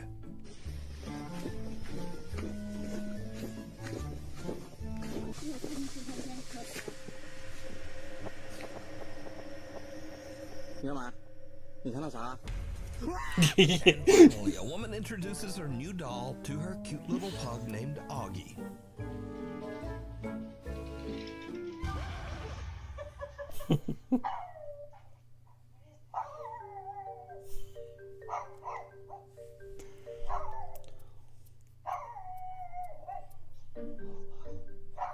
But can this little dog sense something about the doll that we can't? Nah, probably not. Anyway, thanks for watching. Maybe like and subscribe. And hopefully I'll see you next time. Shit. Shit. Oh, do I play Night Rain for a bit?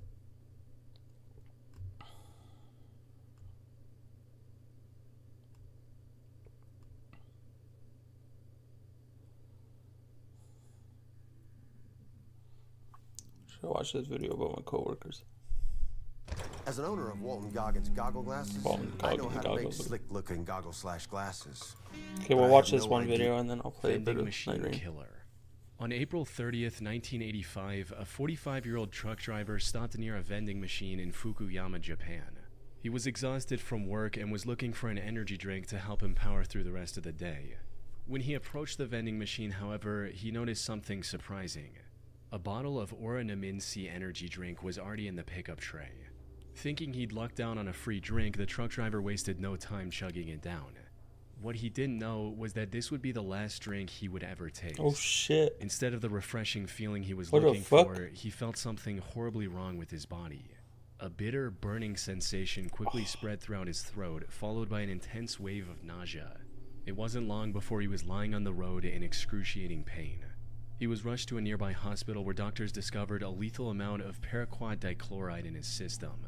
Paraquat is an herbicide that was quite common in Japan at the time. More importantly, it's also highly toxic to humans. When ingested, it can lead to severe nausea, throat inflammation, internal chemical burns, and eventually death. This is also why it's been banned completely from over 70 countries to date.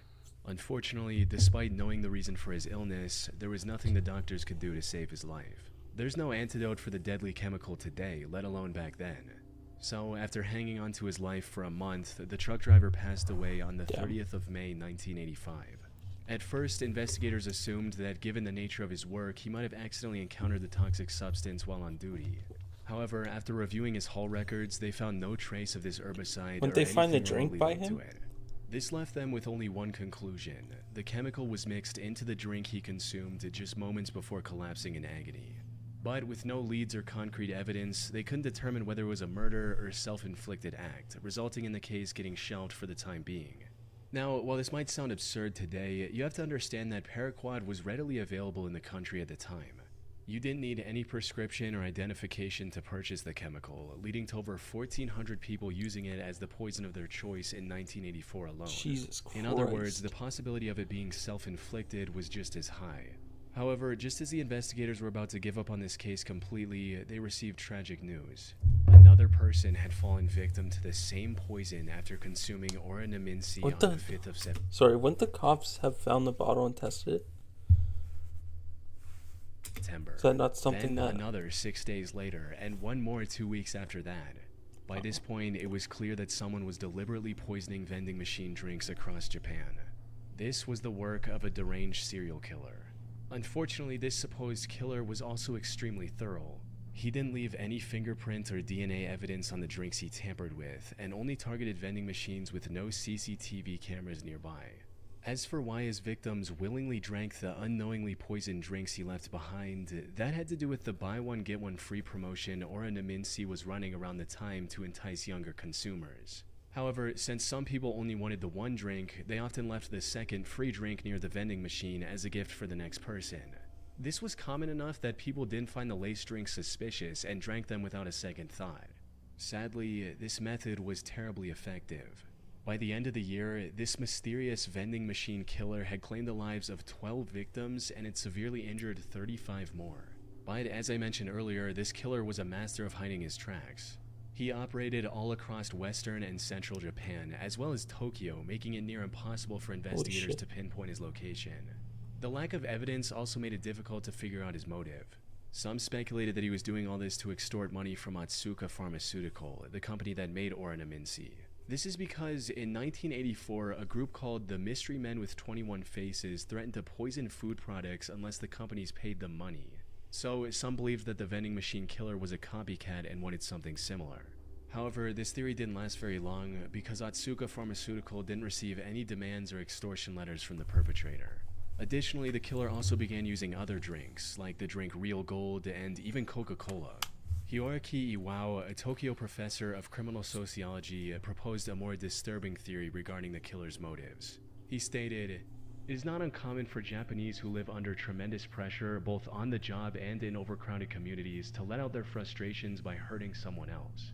The person responsible may even wait around to see who buys the poisoned drink. He or she may find this is a kind of exhilarating release from the tensions of life in Japan. But even if this was the truth, it still didn't bring investigators any closer to catching the suspect.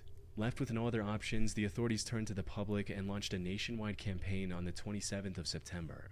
They placed signs and distributed leaflets telling people to avoid suspicious free drinks and to properly inspect the cap seals on their beverages before consumption. They also instructed vending machine owners to investigate their stock for any anomalies and told chemical shops to monitor their customers more closely. It's unclear how effective this campaign was, as the number of victims kept increasing even after its launch. But then something unexpected happened. On the 17th of November, the murder spree stopped completely after the death of a 17-year-old girl. She was the only female to have died from the poisoning. It's possible that the person who committed these atrocities had a moral code against harming women, though that's nothing more than a baseless speculation. Due to the complete lack of evidence, the vending machine killer was never identified, cementing this case as one of the most chilling, unsolved mysteries in Japanese history. That's crazy. With motion arrays, easy to use motion graphics, you can enjoy the creative process. Little Rock serial stabber. On April 11, 2021, the Little Rock Police Department received a distress call from South Pulaski Street regarding a potential homicide. Little Rock, Arkansas. When they arrived at the scene, they found a middle-aged woman lying on the street with stab wounds all over her body. This woman turned out to be 41-year-old Deborah Walker. She was homeless at the time and was living on the streets when this incident happened. She was quickly taken to the hospital where medical staff discovered that she had been stabbed at least 15 times. Despite lying on the street, bleeding for what may have been hours, she miraculously survived and managed to regain consciousness the same day. Investigators also visited her in the hospital to gather any information she could provide about her attacker. Unfortunately, she was attacked somewhere between 1 and 4 a.m. It was still dark outside, and all that she saw was that her attacker was a tall, African-American male with a slender build. Now, in most other similar cases, such limited information would hardly be enough to generate any leads. But in this instance, the description Deborah provided left the investigators in disbelief. That's because her attacker's profile closely matched the perpetrator of another incident that took place about 8 months earlier in the surrounding area. The victim of that incident was 64-year-old Larry Eugene McChristian. He was living in Little Rock with his daughter Sarah, who was on probation at the time. On the 20th of August 2020, he had a medical emergency and was taken to the hospital in an ambulance. He was discharged from the hospital the next morning. However, when the hospital staff tried to contact Sarah so she could pick him up, she wasn't answering her phone. So they gave Larry the information about a nearby homeless shelter and a bus token to get there. Later that day, Sarah came to the hospital looking for her father, only to learn that he'd been discharged hours ago. She then reached out to the homeless facility Larry was told about, but they didn't know anything about his whereabouts either. The only option she had was to file a missing persons report and wait for the police to find Larry. 2 days later, on the 24th of August, Sarah received the call she was waiting for. Tragically, it wasn't the news she had hoped for. According to the official report, the Little Rock Police Department found Larry's body on South Gaines Street at around 2 a.m. They identified him by the hospital discharge papers he had on him. More importantly, he had multiple stab wounds on his body and was unfortunately already dead by the time the police arrived. His death was declared a homicide, and the investigators began looking for clues almost immediately. This proved quite impossible at first, since there were no witnesses, and there wasn't anything that could be used as evidence at the crime scene. However, after inspecting the surrounding houses, they had a major breakthrough. The CCTV camera outside a nearby house had captured the suspect walking down the street, when suddenly he spots Larry and begins walking towards him. After committing the crime, he tries leaving the area, only to stop, go back, and stab Larry one last time before fleeing. As mentioned earlier, this man matched the profile Deborah gave to the police, leading investigators to believe she was attacked by the same person. While looking into older cases, they also connected the same killer to another murder that happened in the area on September 23, 2020. The victim of this incident was 62-year-old Jeff Welch, another homeless man who was living in an abandoned home. On the morning of that day, Jeff's friend found him on the porch of his house with a stab wound on his neck.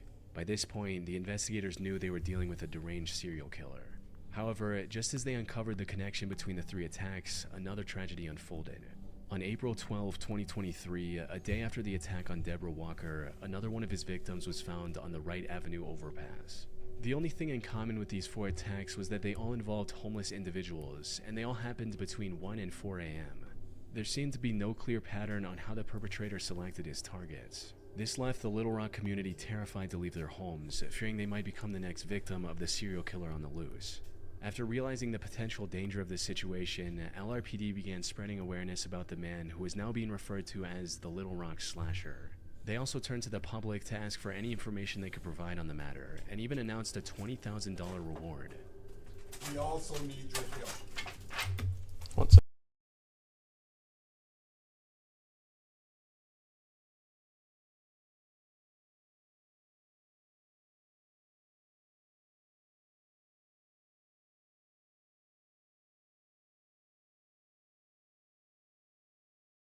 My dog's just being a dick. One sec. Can you imagine how dangerous it would be if you let your thoughts turn your actions? I mean, I don't know how to answer that.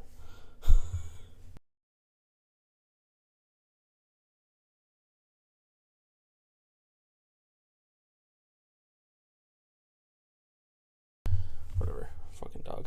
If you have seen anything suspicious or have surveillance cameras on your homes or businesses in this area, please contact us at 501. Unfortunately, despite having CCTV footage of the suspect, the Little Rock Slasher was never caught. The case remains a mystery to this day. Or at least that's what the official reports say. While researching this case, I came across an Arkansas-based blog called the Snarky Media Report. The authors of this blog did their own investigation into the slasher case, and what they found was shocking to say the least. Put simply, they claim to have found the true identity of the killer after talking to multiple locals and Deborah, who, according to their blog, already knew the identity of her attacker. They also uncovered many details about this supposed killer, including his criminal record, which reveals that he has already served 2 prison terms in Arkansas for felony convictions of domestic violence. Also, his history with drug abuse and how it made him very agitated and violent. The authors of this blog also claim to have contacted the alleged killer's previous landlord, who gave them this image of the perpetrator. Which begs the question, if they know so much about the slasher, including his legal name, why didn't they give this info to the police? It's fun. I like the That's YouTube where the case stuff goes too. from creepy to bizarre, since, according to them, they've already given everything they had to the relevant authorities. Despite this, the Little Rock police didn't make any progression in catching the serial killer. Snarky Media also published a video of the Little Rock mayor and police chief refusing to answer questions about the case. This seems to hint at something incredibly shady going on behind the scenes. That said, there's no way for me to confirm if the authors of the Snarky Media blog are telling the truth. For all we know, their whole investigation is made up, and this is just some random guy who has nothing to do with the 4 attacks, and it's all a ploy to make the Little Rock Police Department look bad. Most of the information they've gathered seems to check out with what's released publicly by the authorities. The only discrepancy in their investigation is the age of the suspect. Officials believe the slasher to be young, possibly in his 20s, but the authors of this blog state that the person they found was 46 years old. Unfortunately, this is where the leads end. Whether Snarky Media is telling the truth or not remains uncertain. What is certain, however, is that the case remains unsolved to this day. The Little Rock Slasher is likely still out there and can continue his murder spree at any moment. That's weird. Thanks to Trade Coffee for sponsoring this video. Bright. I never considered myself much of a coffee extra actual fair price. They offer a subscription base. It just made this one. I've recently been actually for cold brew and they for free when drinktrade.com. Yeah, I play games too. I'm just watching 17, videos for a bit tonight. 21-year-old Patrick McNeil went out with And his yeah, friends. I'm on Twitch He as spent well. the evening out drinking with his friends in the Dapper Dog Bar in Manhattan. During this time, he likely drank more than he could handle, resulting in him throwing up in the bar's bathroom before leaving in a highly unstable and disoriented state. Patrick was then seen turning left onto 90th Street, heading in the direction of the East River. This was the last time anyone would see Patrick alive. Following this night out, Patrick vanished into thin air. Despite extensive efforts, authorities found no leads or clues to his whereabouts. That is until April 7, 1997, when Patrick's lifeless body was found in the East River 50 days after his disappearance. Damn. Duty Sergeant of the NYPD Special Investigation Division, Kevin Gannon, was called to the scene to assist with the body's recovery and examination. Kevin had been a seasoned detective for years, and by this point there was little that could surprise him. However, the circumstances surrounding Patrick's death disturbed him to his core. The more he looked into it, the more strange the situation became. For instance, Kevin noted that Patrick's body wasn't decomposed enough to have been floating in the river for a week, let alone the past 50 days. He also found burn marks on Patrick's body, hinting at the possibility of him being restrained prior to his death. Kevin knew that something wasn't right. Unfortunately, due to the complete lack of evidence pointing to the contrary, Patrick's death was ruled as an accident. Kevin kept thinking over this feeling for the next year before coming across a case that reinforced his suspicions even further. On February 13, 1998, another body was found in the same stretch of water. This body was later identified as 22-year-old Lawrence R. Andrews, who had gone missing on New Year's Eve after celebrating the event with his friends in Times Square. After getting on the case, it didn't take long for Kevin to notice eerie similarities between the two cases, as both bodies were found within yards of each other. Both of them were also young Caucasian males and were on track to have successful careers. They both disappeared in one of the most crowded cities in the world without any trace as well. Most importantly, Kevin also found similar oddities in both cases, where the bodies were a lot less decomposed than they should have been, and there were burn marks indicating possible restraints before their death. Lawrence's case prompted Kevin to look for other similar cases across the U.S. He enlisted the help of fellow detective Anthony Duarte and a criminal justice professor, Dr. Lee Gilbertson. Together, they began investigating these cases, and soon a chilling pattern began to emerge. In total, they found 45 different instances of young men dying under shockingly similar circumstances as Patrick and Lawrence. Most of them went out for a night of drinking, became more intoxicated than usual, disappeared shortly after, and were later found dead in some body of water. Almost all of them were also Caucasian and on track to have a high-paying career like engineering after college. Most disturbingly, however, they also found graffiti of smiley faces near the bodies of at least a dozen different victims. This led to the three investigators creating the smiley face murder theory. According to this theory, these 45 and possibly many other deaths from the 1990s to 2010s weren't accidents in the slightest. Instead, they were murders committed by a single deranged person or an organized group of serial killers. This is the only logical explanation they could find to justify the many oddities and similarities in these incidents. That said, while this theory makes complete sense to some people, others aren't convinced one bit. Criminal profiler Pat Brown, for instance, called this theory ludicrous. She believes that the idea of connecting smiley faces, one of the most common graffiti symbols, with murders is just absurd, stating, "It's not an unusual symbol. If you look in any area 5 miles square, I bet you could find a smiley face." The FBI also completely denied this theory in a statement, reading, "The FBI has reviewed the information about the victims provided by 2 retired police detectives who have dubbed these incidents the smiley face murders and interviewed an individual who provided information to the detectives. To date, we have not developed any evidence to support links between these tragic deaths or any evidence substantiating the theory that these deaths are the work of a serial killer or killers. The vast majority of these instances appear to be alcohol-related drownings." However, despite these setbacks, the 3 men have stuck with their theory. They're still working on finding evidence to back their observations. That said, if their hunch is correct, it would mean one of the most wicked serial killers in American history is still at large today. That'd be insane, I think. Spring is here, No. and with it comes that fresh start feeling. Decluttering, resetting, and just easing back. I-70 killer. Robin Fuldauer was a 26-year-old Indiana University graduate who was working at an Indianapolis Payless shoe source store near I-70 in 1992. The 8th of April was supposed to be her day off. However, just as she was getting ready to relax at home, the employee who was supposed to man the counter called in sick. Left with no other options, her manager called Robin and told her to cover the shift instead.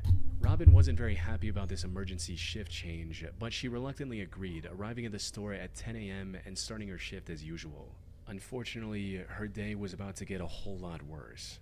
Everything seemed normal until 2 p.m. when the manager called the store for a routine check.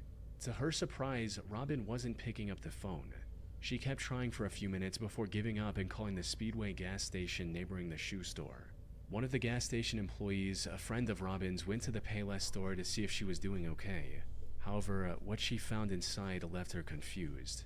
The store was in slight disarray, and some of the Jesus. shoes were missing from the shelves. The cash register was also open, and there was no money in it. Most concerning of all, there were no signs of Robin anywhere. Her friend called out Robin's name, hoping she was just in the back and would respond. But when she didn't hear anything from Robin after minutes of standing in the store, she became worried and called the police at around 2:20 p.m. The cops arrived within minutes and began searching the store for clues on Robin's whereabouts. And it wasn't long before they made a devastating discovery. They found Robin lying in the store's back office, covered in blood. It was already too late. During questioning, an employee from the store across the street claimed to have seen a strange man loitering around the shoe store a couple hours earlier. According to this employee, the man sat on the curb for about a half hour, rifling through his bag and staring at the Payless store. They then saw the same man a few minutes later trying to hitch a ride back to Interstate 465, which was about a quarter mile from the store's location. Unfortunately, they were too far away to get a good look at the man's face. Given the money stolen from the register, and without any other leads, investigators filed this as nothing more than a robbery gone wrong. However, they couldn't have been more wrong. Because just 3 days later, something similarly tragic happened to 23-year-old Patricia Smith and 32-year-old Patricia Makers. The two were working at a bridal shop in Wichita along I-70. The incident happened a little past their usual closing time as they were waiting for a customer who had a pickup. When they saw a man approaching the store, they assumed that it was the customer. However, this man drew a gun on the two after entering the store, took them to the back, and executed both with shots to the back of their heads. As the killer was leaving the store, he crossed paths with the actual customer the girls were waiting for. Without hesitation, he aimed his gun at the man and ordered him to head to the back of the store. But the customer defied his command and ran, narrowly escaping with his life. He later helped the police draw a sketch of the killer. Unfortunately, the sketch didn't provide much of a breakthrough. By this point, the authorities were certain they were dealing with a serial killer, but despite their efforts, the killer's spree continued. By May 7th, he had taken 3 more victims in small, low-traffic stores along the I-70 highway. By the time investigators managed to compile a few more sketches, the I-70 killer stopped his quest and went into hiding. That is until 1993, when he claimed 3 more victims along I-35 in Texas. He tried to hide his identity by changing his weapon, but the investigators were quick to notice the similarities. One of his victims, Vicky Webb, also managed to miraculously survive after getting shot in the neck. If he were ever caught, Vicky's testimony would have been crucial in bringing him to justice. Though the I-70 killer was never found, and the case went cold for nearly 3 decades. However, then, in 2021, investigators released CCTV footage of a murder that happened in 2001. The suspect in this footage looks strikingly similar to the I-70 killer sketches, potentially giving authorities the lead they need to finally catch him. It's likely only a matter of time before he runs out of places to hide and is captured. But for now, he's still out there, evading police and leaving the case unresolved. We can only hope he doesn't take any more victims in the meantime. Wasn't that like ages ago now?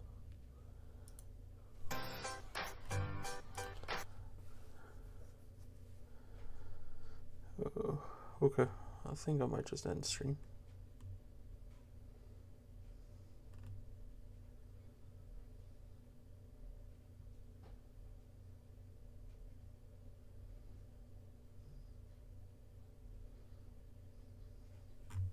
Yeah, I might end stream. I will see you guys next time.